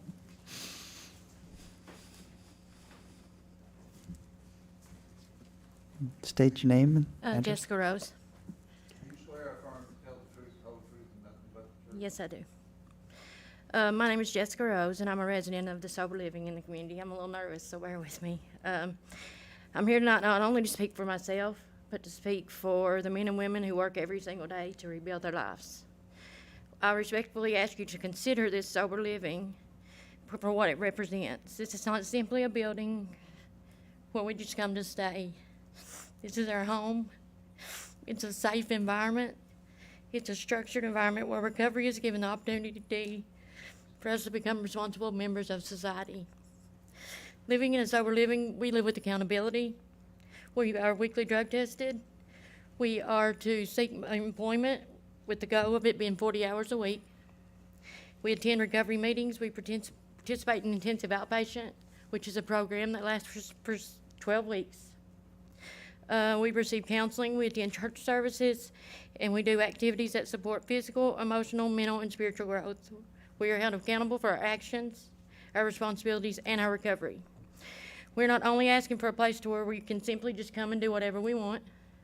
We are asking for an opportunity to continue living in a structured environment that requires us to work, stay sober, attend treatment, follow rules, and become independent again. Many of us have worked extremely hard to get where we are today. Recovery is not easy. It takes courage to admit that we need help, and it takes even more courage to continue doing the work necessary to change our lives. Sober living provides the structure and accountability that can make the difference in returning to addiction or being on the path of recovery. We are your all's neighbors. We work in your all's businesses. We shop in your stores, and we attend your churches. We contribute to the community. We pay our bills. We maintain our home, and we strive to be responsible citizens. We want to be part of this community, not a burden. Taking away this permit or not giving us a permit for sober living would simply not just affect the building, it would affect real people in our lives. It could distribute our stability that many of us have worked so hard to establish. For someone in recovery, having a safe and stable home can be one of the most important things to maintain recovery. I understand that the City Council has responsibilities and concerns that must be considered. I'm simply asking you to consider the positive impact sober living has on individuals, families, and community as a whole. Please look beyond the label of sober living and see the people who live there. The people who are working, attending treatment, going to meetings, supporting one another, and trying every day to become better versions of ourselves. We are asking you to allow us to keep our home and to continue doing our work for recovery. We're asking you to support us and depend on us and let us show you that there can be stability, accountability, and a second chance. Thank you. Yes, come on up. State your name. Ashley Parker. Okay, sworn in. Swear or affirm to tell the truth, the whole truth, and nothing but the truth. I do. I'm here tonight because a high-density commercial business has been operating on this property without a required permit since May 2026. The property is not suitable for this type or level of commercial activity, and I'm asking the city to take immediate action to stop the operation immediately. And also by being here and attending, I'm not waiving any due process or notice that I may have. And very first thing I want to say, this is not about any of you ladies. You all, I'm sure you are excellent people, and we wish you the very best. It's emotional for us too, because I know like it's a hard situation, but it is a residential area, and it is absolutely a business. I teach, so I have had the luxury of being home all summer. And as far as the videos and the pictures, City Council, City of Berea told me the only way we do anything is if you take pictures, you take videos. So I did exactly as I was directed, and I have more than enough here for you guys to look at. I just want to highlight some of the bigger things. When, like right before this started, I don't know if it was UPS or who it was, but there was a truck, like they came over asking who the owners were. They were like, we have like 7 mattresses to deliver. And I was thinking, what in the world? And then no one on our street had any clue what was going on. In fact, I was the one that found out about it at a fishing derby at the beginning of summer. And I came back and asked the people on my street, not one person had heard about it. But then when I had asked some realtor friends, they were like, well, this is the plan. It's going to be Hannah's house. There was already a flyer. And that felt bad. But even with that, I went through this without any prejudices. So June 13th,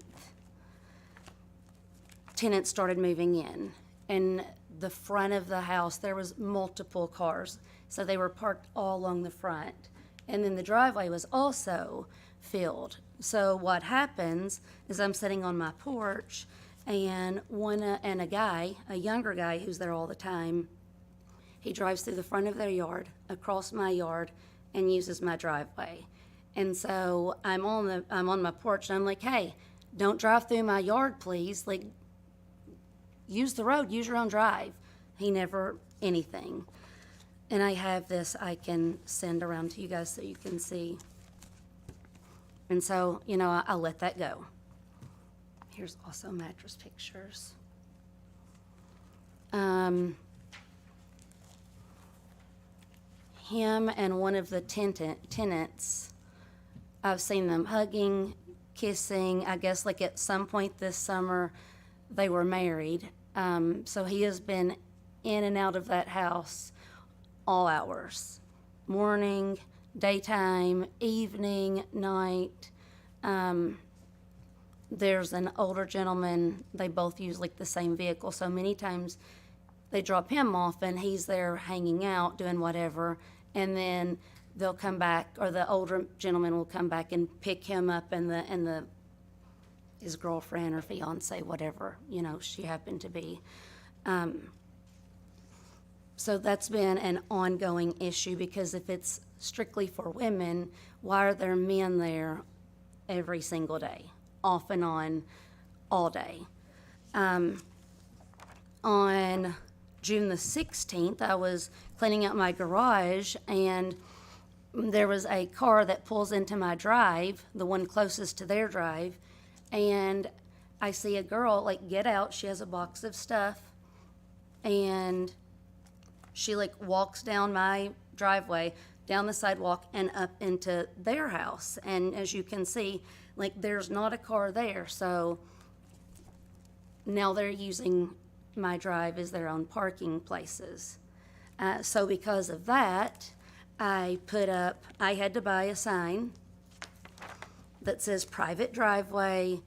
It's like right between my sidewalk and the drive, so you can see it if you're coming in or going out. I put that up, and then I had to put up security cameras because now I have random people on my property, and I have 3 children. And so that right has been infringed on when I have random people coming on my property for their own business. Just to be clear, you're at 603. 603. Thank you. Yes. And so where I have the semicircle driveway, they were using that one to like drop off a resident. And so I put the sign up. Throughout the summer, like, I noticed the New Heights van, the guy that's there all the time, like, I noticed like he was being transported with the women. So they would drop him off with the women. He would get in the van with the women whenever they were taking them places. And a lot of times, like, they'd get out the van, and then him and his significant other, they would hug, kiss, whatever, and then like he would roll on out. So as a neighbor, I don't know who is in charge, if there is anybody in charge, like what's going on, because there's a constant influx of random people. There are like the people that are constant, but then in addition, there's other people that, you know, they're walking in from the sidewalk, and I'm thinking, I've not seen that face. Like, is that a new person? Is it a friend? Like, who is it? And so I have pictures for that. I know 628, the police were there. I don't know who called them or if it was totally unrelated, but I was on my porch, that was like 10 at night. And I saw like a cop car, and he pulled over on the side of the road, and he talked to multiple tenants. He would bring them out, back in, out, in, and one of the ladies left. Now, she did not get arrested, but she wasn't cuffed, so I assume she wasn't, but she did leave in the back of his car. So I know she said the police had never been, but the police were there. Well, that was the second time, like, the police were there because they had been called earlier.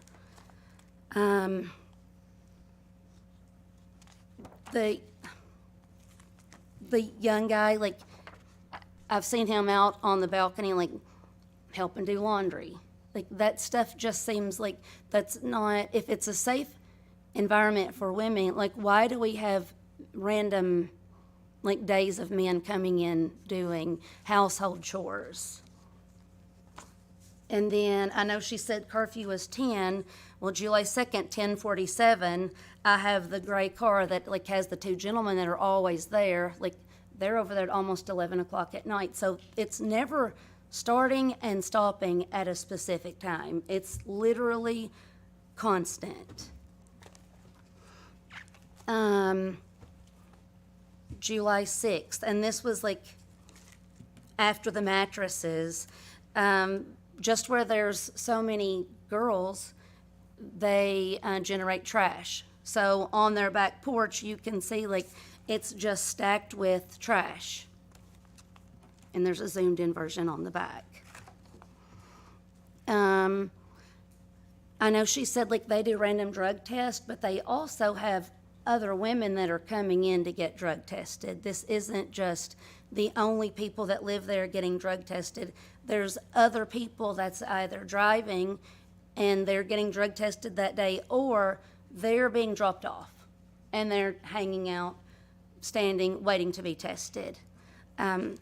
So I have pictures of that, so you can see like multiple people. It's nothing to have 8 people that aren't residents there that are getting drug tested. Can I ask, how do you know they're there for drug testing? Well, it's usually been on Tuesdays, and there's always been like a woman that comes out with like her bag, and then she's there, and all the women's there, and then she leaves, and then all they leave. And usually they have a pack of something. Now, maybe it's not drug testing, maybe it's therapy, but it's still not residents of that house. It's still people in addition to the residents. So that goes back to it's serving as a business. If it were just a resident, then you wouldn't have random people coming over weekly the same day around the same time. More pictures of him, the young guy, and I have a picture of like one of the ladies. So this was an occurrence on July 14th. After I had my sign sitting or like placed out, this was a day where there was multiple women, so I can go back and say, maybe they weren't drug testing, but they were doing something. She has her case. I saw a car, like he started to pull into my drive. He sees my sign. He goes on. He can't pull into their drive because there's so many vehicles. So then I watch him pull down to Helen's drive, the drive that's right on the other side of 601.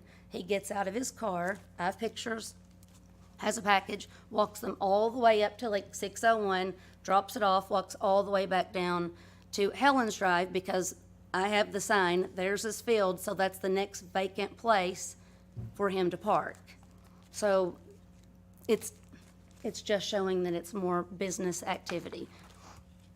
And again, it's a residential area. There's not enough room for multiple vehicles and vans and the amount of traffic that comes and goes on a regular basis. I have a question for you. Yes. How much of a problem was parking prior to May of 2026? Well, the house was vacant for I don't know, a year? Probably a year. And then like the residents that lived before there was never an issue because it was a single home family. So you had your car. The husband worked away a lot, so he wasn't home. And if he did, he had his van. And so and then there was a son that was in and out, but they were not congested.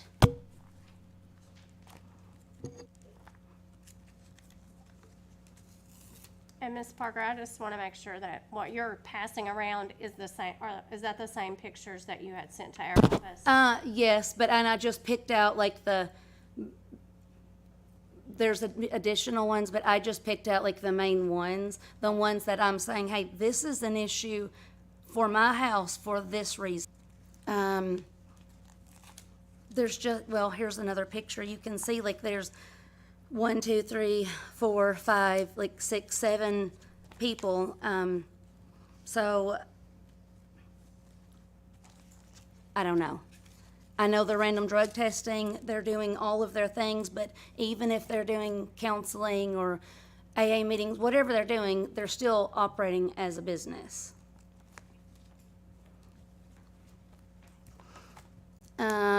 I added a second no trespassing, like no turnaround sign on the other side of my driveway, and that was July 19th.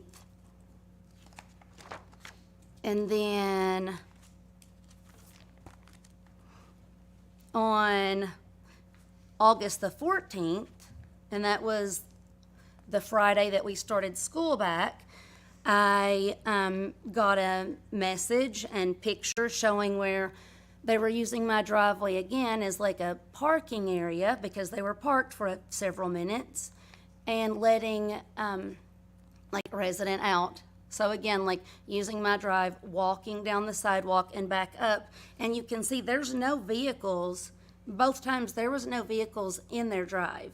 So they're using me for their business purposes. You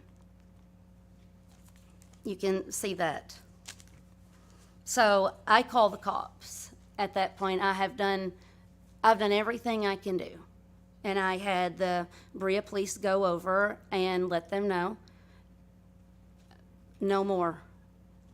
Like, it's over. I am over being, sorry. than accommodating, and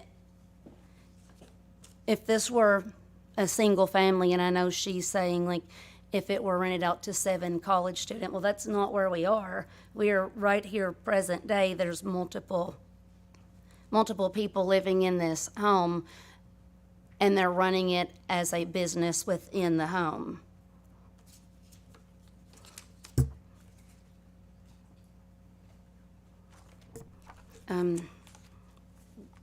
That's everything I have. I will send this around, and you are welcome to look at the other pictures, because there's many it's all time and date stamped, so you can see like the gentleman I'm talking about, they're in and out all the time. You can see like there's maybe 3, well, I guess altogether 3 instances where there's groups of people that are coming in to do, whatever they're doing, and then rolling back out a few hours later, and that's a weekly occurrence. Thank you. Thank you. Can I address those issues, please? Yeah, go ahead. Whenever that we first moved in, there was a lot of traffic there because we had mattresses being delivered, we had to buy couches, beds, all the stuff. And I know there was some confusion whenever that we first got there, okay? The gentleman she's talking about I had a resident that, was living there. She was engaged, is now married. That was her fiance, and he was there helping to put beds together for me, helping to get the washer and dryers in the house, all kinds of stuff that we had to do. She has since discharged out. She completed the program and she's went on her way, and he has not been there. Now the congregating that she's talking about, every Tuesday at 4:30, we have Bible study because my house is a faith-based facility. And that is what they're doing there. That's what the lady's coming in with the bag. She's bringing stuff. Like I said, Tuesday, they were videotaped out on the front yard, planting flowers and praying. They weren't doing anything wrong. As far as UPS pulling in their driveway or the Medicab pulling in their driveway or whatever, I can't control that as a person. They're going to pull in and park wherever they want to park at. I can't mandate that. Everyone knows that's our house, that's our driveway. They park in the driveway. The people she's talking about that are coming there are women from my other 2 houses. That's why there's several people there, And yes, at 4 o'clock, we go pick them up, we bring them to the house, drop them off, pick them up a couple hours later and get them home. Because like I said, no one has cars. So those are the issues. The gentleman is not at our residence any longer. That was addressed.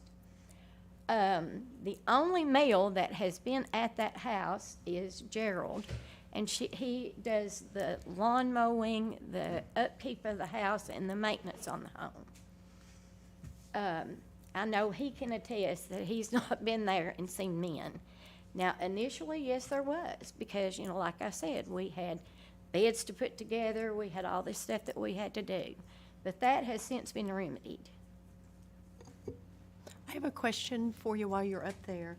You used the term just a minute ago, discharged out. How long do folks stay with you? Well, typically anywhere from 3 months to 2 years. Okay. When they come in, we do an intake on them, and then they meet with the clinician, and their plan of care is outlined based on what they tell them. And if they have to do IOP, that program along is 90 days. And that was what that Nicole, the girl she was talking about, was doing. And she has since completed. She's got her They've moved into an apartment, they're living independently on their own, and I know that the services that she received from our house has helped them be able to do that, you know. Any more questions?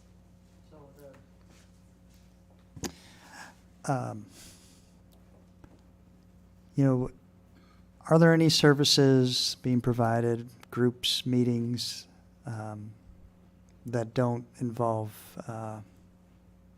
the residency? The only thing that they do is Bible study. And the reason we do that at that house is because it's bigger, so we have room for everyone to sit. You know. So if there was, let's just hypothetically, a proposal to approve for 7 residents, but to limit the actual occupants at any time to a certain number, that that would be a hindrance, it sounds like, from what, in terms of how many people would be attending Bible study, Oh, you mean to only have 7 people at that house? or some limit, yeah.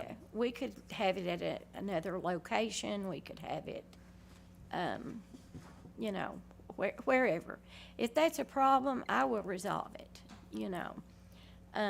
My house manager has never called me and told me that a neighbor has knocked on the door and complained or anything like that. We did have a police officer that came over that night after she made that phone call. But it's like I said, it was the P cab that had pulled in her driveway. It was not us. I have another question. So folks come here to live and they pay you rent every week? Yes. There are no other services that are provided in this home? None. None. You None. were providing them shelter for $125 a week, and that is it? And that is it. Okay. That is it. There's no classes done there, the only thing that is done there, like I said, is Bible study. And if that's a condition, we can have it in another location. We can have it at the church. You know, we have their full support. I mean, you know, we're willing to do whatever that we can do to make this work. And I can tell you this, I understand whenever we first moved in and that guy being there, but to be honest with you, at that time, the only resident I had there was his wife, you know. And they were coming, dropping them off and all that stuff.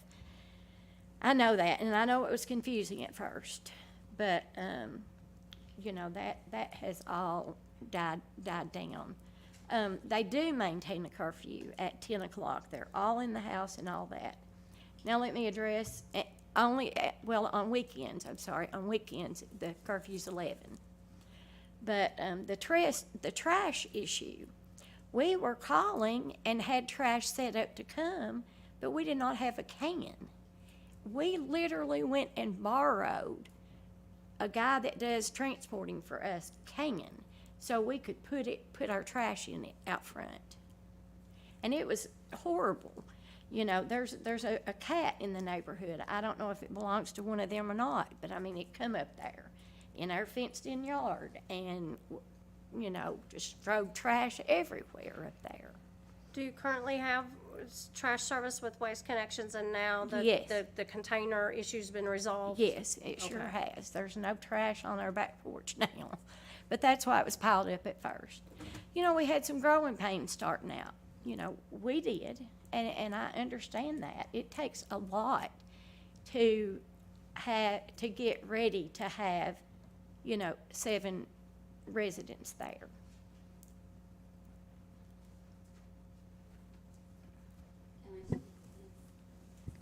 Yeah, we are really, you know, just be quick with, be succinct. And then it does look like we may have somebody else. Sorry. I just wanted to say, let's try to be succinct and you know, we've heard about parking, traffic, really looking for any new information to present with any new presenters. Thank you. Okay, as far as the guy, like, they were there the beginning of June through July, so it was not, absolutely was not him only putting together beds and him only doing this. And you can, if you look through the binder, you will see many, many pictures of that, showing that. And I'm not sure what the IOP via telehealth, what that is. It's a recovery program that the girls do. It's 3 hours a day, 3 days a week. And that happens in your house? They do it on their phones. Okay, well, I was just saying, like, because the flyer says, like, it has your other stuff, like transporting to from work, events, meetings, accountability, assistance finding jobs, weekly random label, drug screen, supportive staff, IOP via telehealth. So the other stuff's self-explanatory, but that one I had no clue. Yeah, that's what we do. So is that a service that we're providing, like, that the girls are doing? No, they can do IOP with whomever they want to. If the clinician deems that they need IOP, then that becomes a part of their treatment plan. And for them to stay there, they have to do that. Now, we've got a couple people that we refer them to do the classes. But they do all that independently on their own. But they're doing all that independently on their own in the house? Some are doing it, Jess, she does it while she's at work. She works at Walmart selling phones. So, you know, she does hers with her earbuds in at you know, work. Okay. Thank you. I want to say something, though, about the male being there, you know, and them kissing out front or what have you. If I go to my boyfriend's house and I'm in the driveway and I want to give him a kiss, I should be allowed to do that. You know, they're not breaking a law by doing that.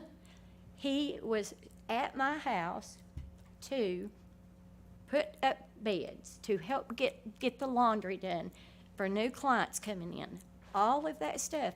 He was there multiple times. I had one night that he even stayed the night there because we didn't have anyone going to be there that night. And we had a bunch of stuff in the house. So he slept there. But I can promise you this, there are no men that are at that house. If they have male guests, they do it outside of the house. And if I know about that, then they're going to get big-time consequences for it, because that is not allowed. Okay, looks like we have another, more than one. You state your name for the record, Allie Corson. and we'll have to swear you in. You swear or affirm to tell the truth, the whole truth, and nothing but the truth? Yes, sir. I have questions for you all and for her, and also a few things to say. And I just wanted to start out by reminding everybody, the Berea, I was an alum, and Berea was founded as a place for all people. It originally was to provide resources to underserved people.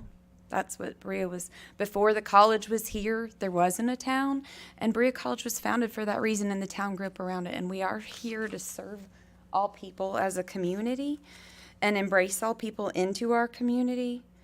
My questions are,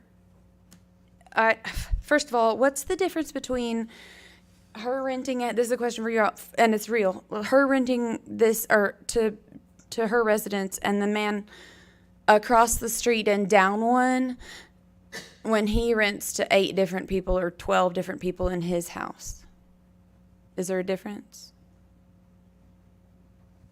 Or is that a question for another time, or?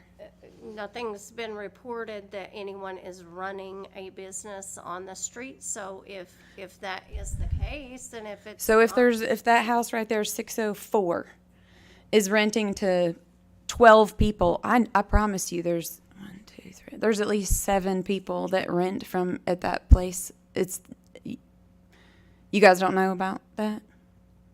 Oh. Okay. Well, that's happening. Also, as far as traffic goes, traffic is god awful. I live across the street, and Foley's, we have Amazon deliveries sometimes, a few times a month probably, and they never park.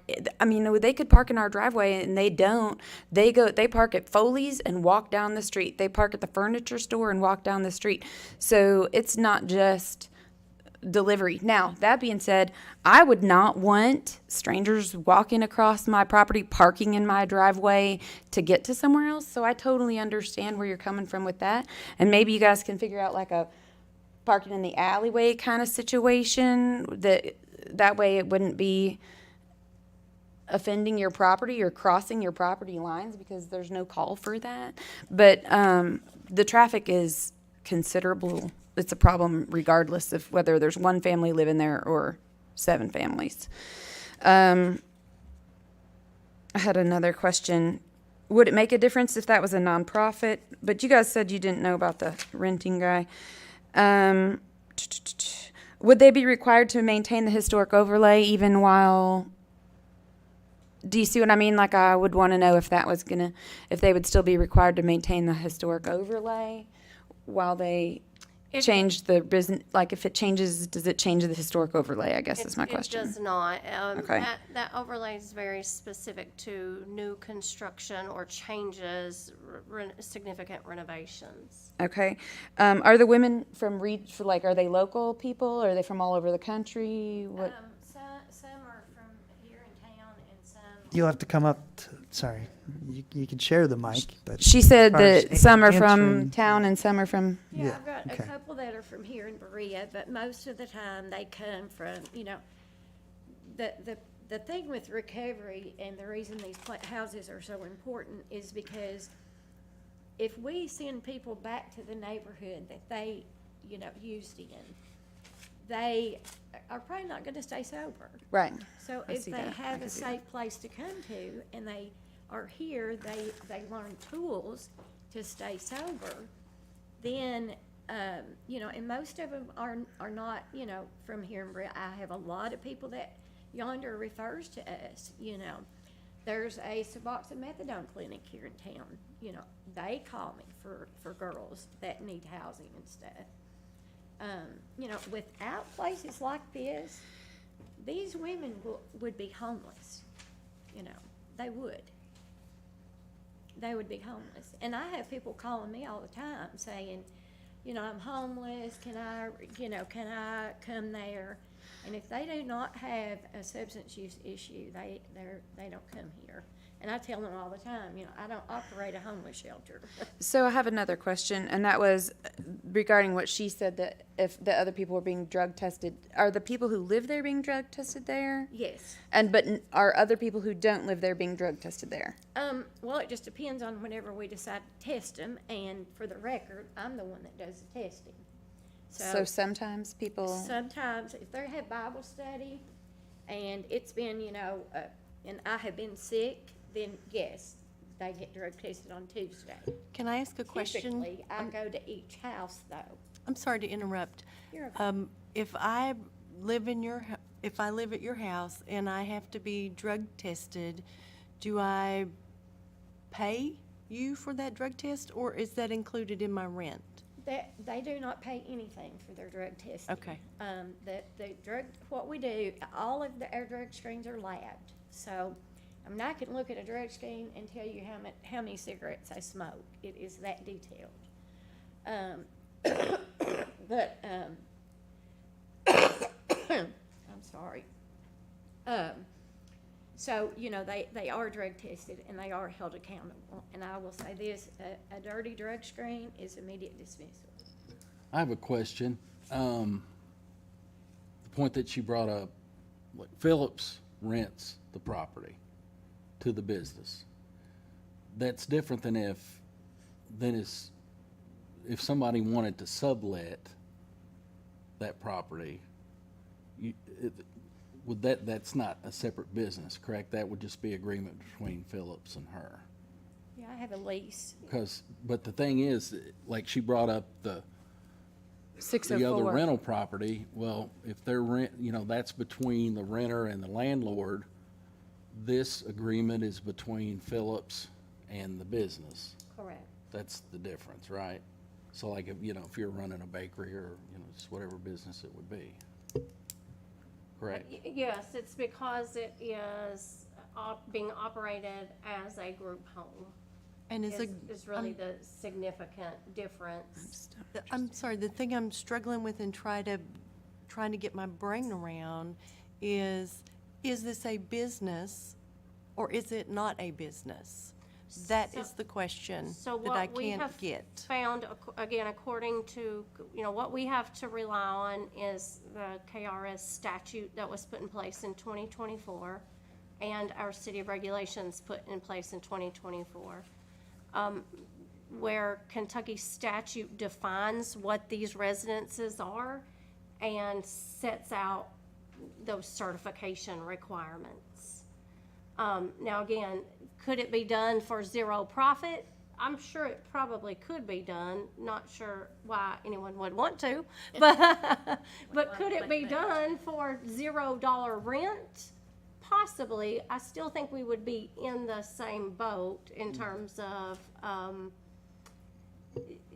it is about the use has been defined by the state, has been required to get licensing by the state, and the city has then also put the requirement that these types of living arrangements as defined in that group home definition for sober living houses must apply for this conditional use permit. Do I have to apply for a business license? Sure. In the city of Berea if I'm a sober living home? If you are operating a business for profit, then yes, you would be subject to business. Do you have a license business requirement. license? Well, no, I do not. And initially, until these new parameters were imposed on us on the Chestnut Street house, the way it was that if I had 5 or less women, I didn't need a license.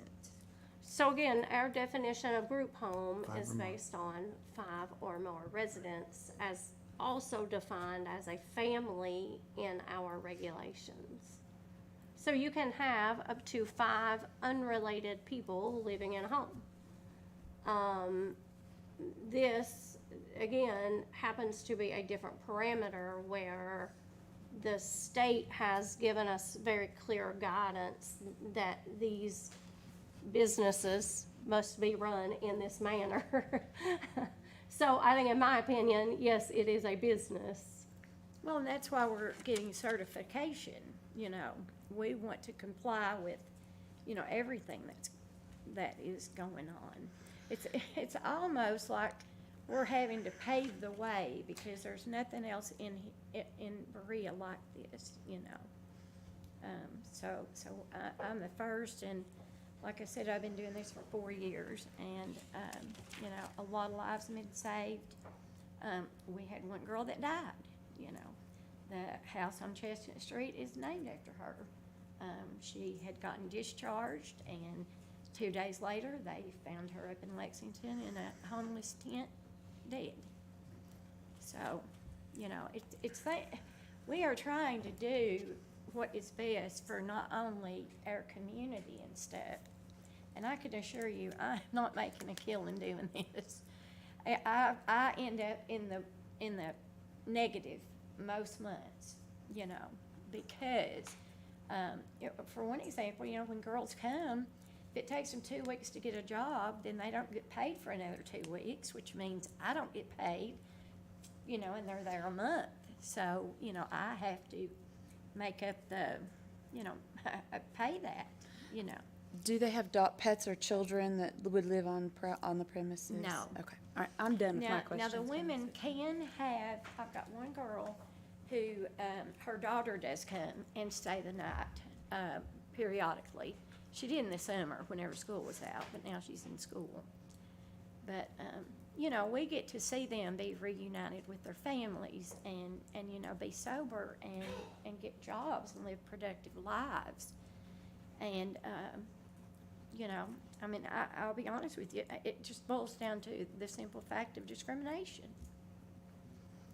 You know, if I lived there and I had 6 of my kids there with me, you know, or I had let's say that I have six friends that's going to come and live with me because I can't afford my rent.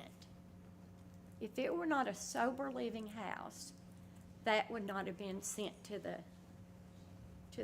commission, to the zoning place.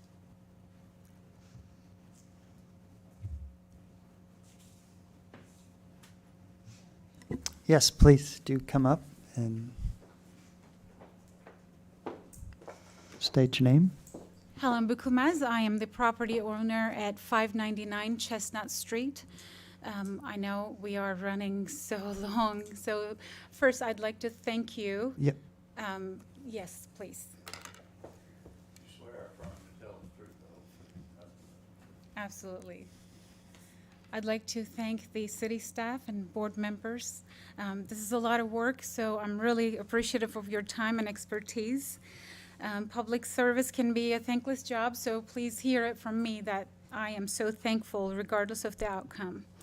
I'm the adjoining property owner, therefore I have property rights that are impacted. I have enjoyment of property rights that are impacted, and that is why we are here today. The owner of the property or the operator of the property do not have monopoly over this terrible issue in our society.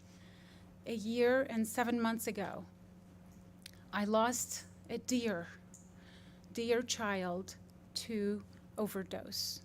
He was my partner's son, and if we could have helped him in any way, whether it's sober living home, you know, I showed up so many times in court trying to get him out of it. We couldn't. I still go to bed crying over his death. So these beautiful people who are trying to recover, they have our support. The question is not whether sober living houses should exist.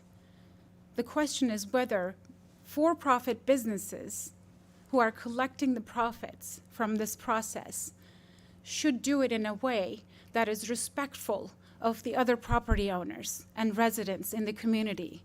And I don't make the rules, the state does.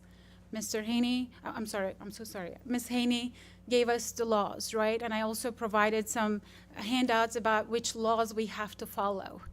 The city has made the rule that this is a business, it must apply for conditional use, and conditional use is defined very clearly, and it's in front of you. I don't want to take too much time, everybody's tired today, so you have the information in front of you. The reason we are here today is because our property rights have been infringed upon. We have been disrespected by the business, not these amazing, resilient girls who are trying to come out of a terrible disease. The businesses of owning this property, leasing this property, running this business, without applying permits, without applying certifications, without applying a license, without having any type of liability or rental insurance, there is no decision to be made today other than deny it until they can actually do all of this responsibly, come back and ask for it according to the Constitution of America, right? The US Constitution, and also the Kentucky Constitution. It gives us property rights. Just as Phillips Rental Properties has a right to rent to anybody, bakery, jewelry store, I don't care what the business is, I'm a business owner. If you approve this today, I will probably bring you another application for another sober living home, for another bakery, for another jewelry store, high density, a lot of traffic. Chestnut Street is already overburdened. You cannot come to my beautiful home without risking the traffic, slowing down, stopping, trying, to be careful, but you're going to cause a wreck because it's just a historic, beautiful residential area. It is not designed for a business that brings not only the residents, which we want to support, but also the service providers, the delivery drivers, the visitors, the fiance, the husband. We don't know who these people are. They don't know who these people are. And she just admitted right now she can't control who comes to that house once you have a business there. The rule is a business must follow certain regulations, rules, the U.S. Constitution, the Kentucky Constitution, and I'm an attorney. I'm happy to sit down and help them with it. They haven't done that. I'm not going to repeat the same things that you have already heard, parking, travel. If you look at the map there, I'm 599, they're 601. I have plenty of parking in the back. So if I cannot park in the front, I go into the back alley. If it's not blocked by a service provider to this house, I can go from there. And then park in the back. In fact, 15 to 16 cars can park in the back of my house. The back of this property is fenced in. None of the available parking to me is available to them. They don't have any parking in the back. Second one, a business like this should have not just what Ms. Haney said in terms of sprinkler system, they have to follow the rules. You can't just go out there and say, I'm gonna make money and just do it in a way that you see it fit and come here and say, I don't even think we should be required to have a permit. You have to have designated areas for smoking.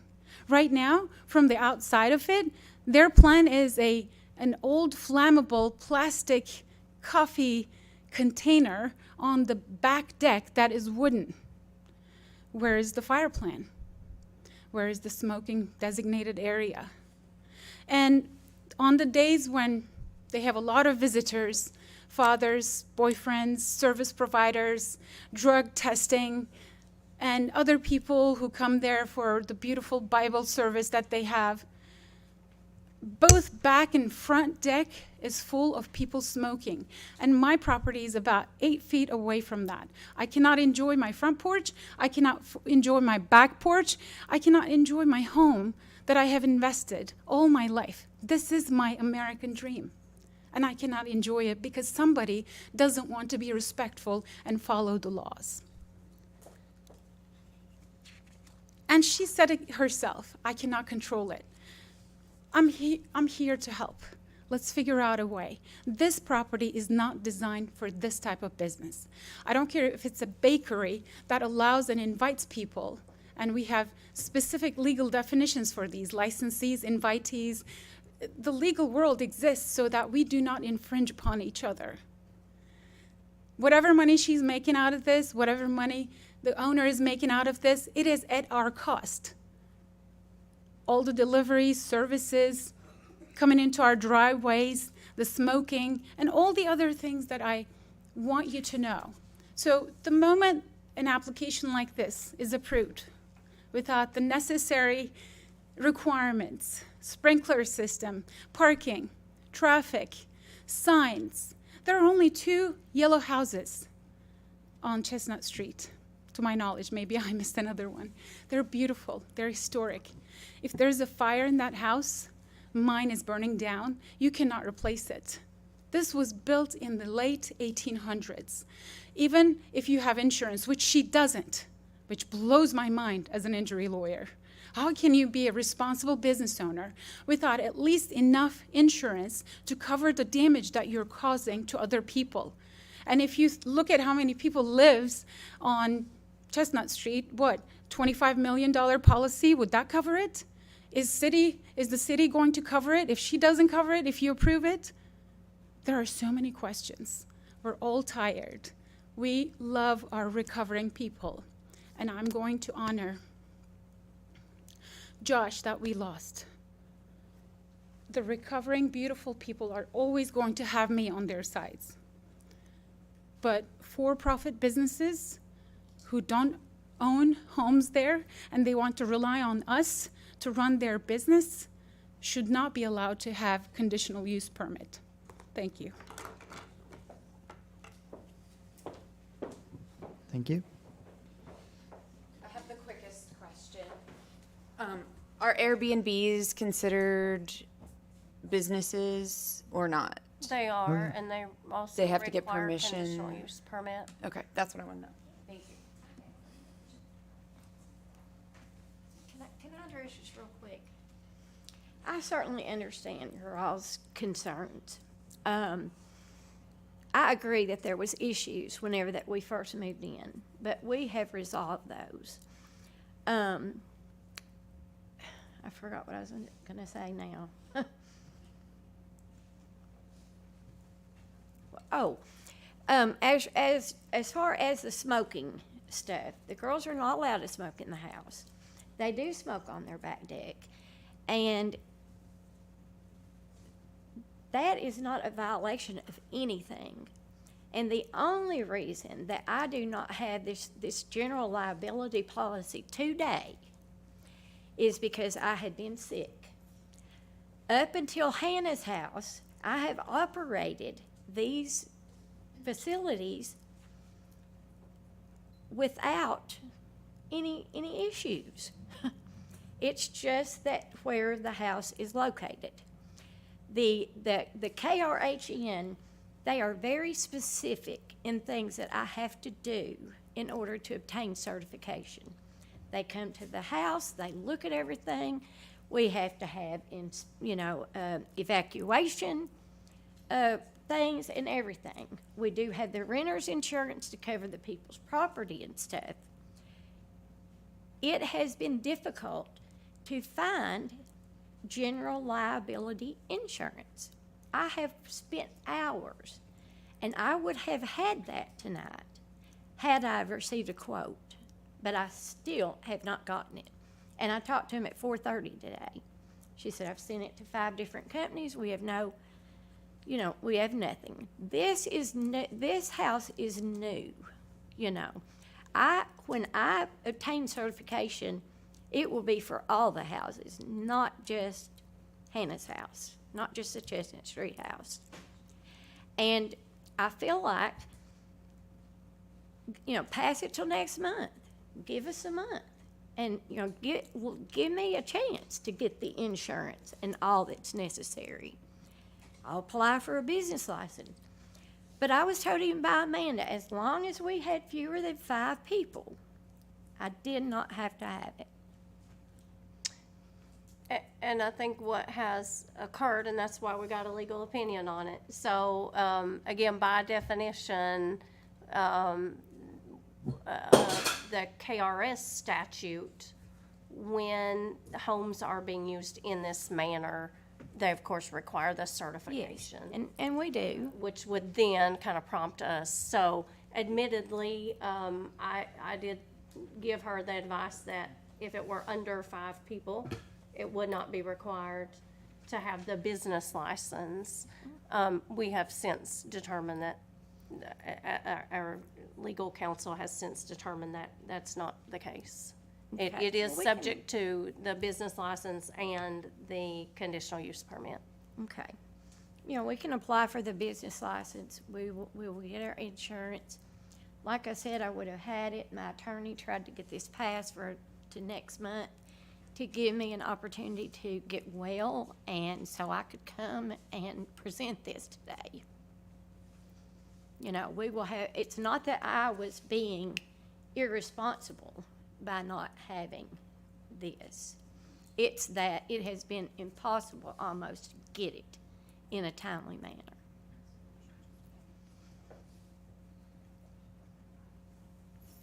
So I would just ask that you consider giving us an opportunity to get that done. I can call the KRHN tomorrow, see if they can expedite the certification process. But, there are women living there currently, and they need housing, and they deserve it.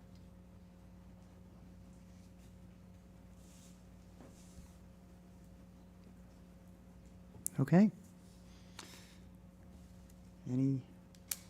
Anything else? Is there a motion?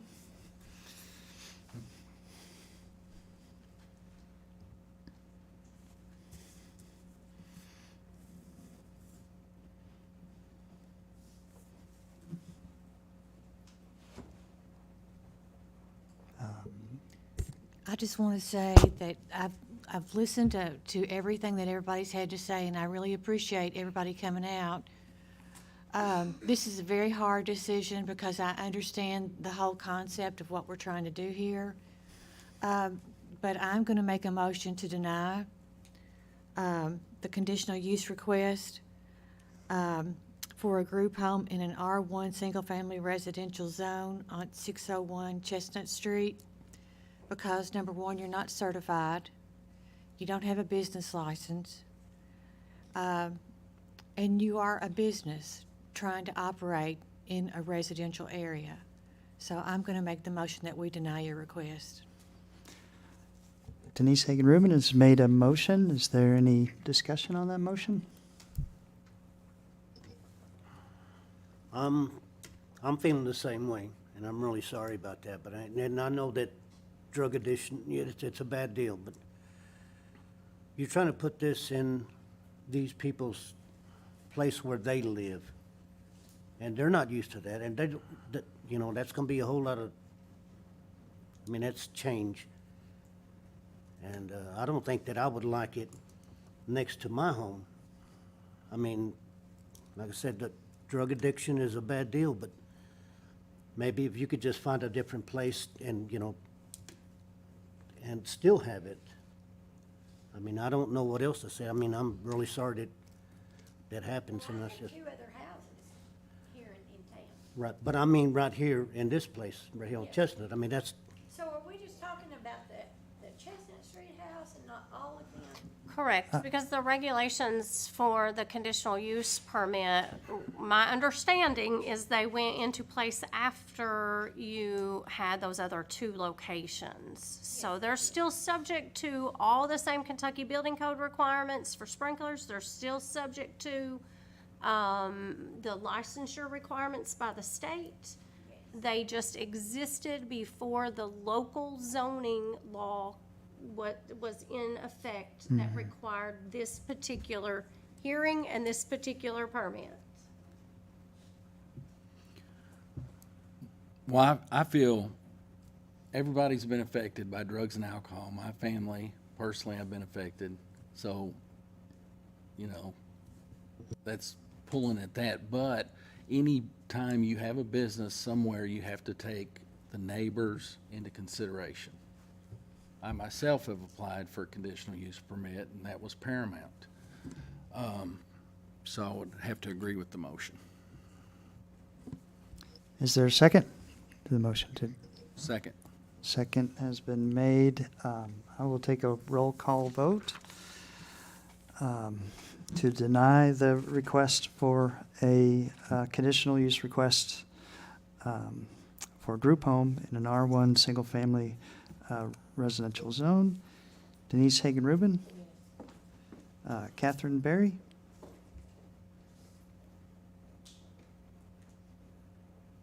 weren't a business, but yes. Stacy Edwards. Yes. George Mendoza. Okay, we have a unanimous vote to deny the request, and I'm really sorry, but I wish you well and success in helping, because it, So what does this mean for the women that live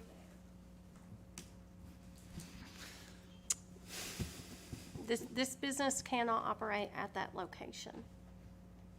And because it is, I'm not sure, council, if maybe we should recommend a certain time limit for, you know, we gave you guys at least 30 days for compliance before. I would expect that no longer than 30 days, the business does not operate there anymore, but yeah. Okay. Is there a motion to adjourn?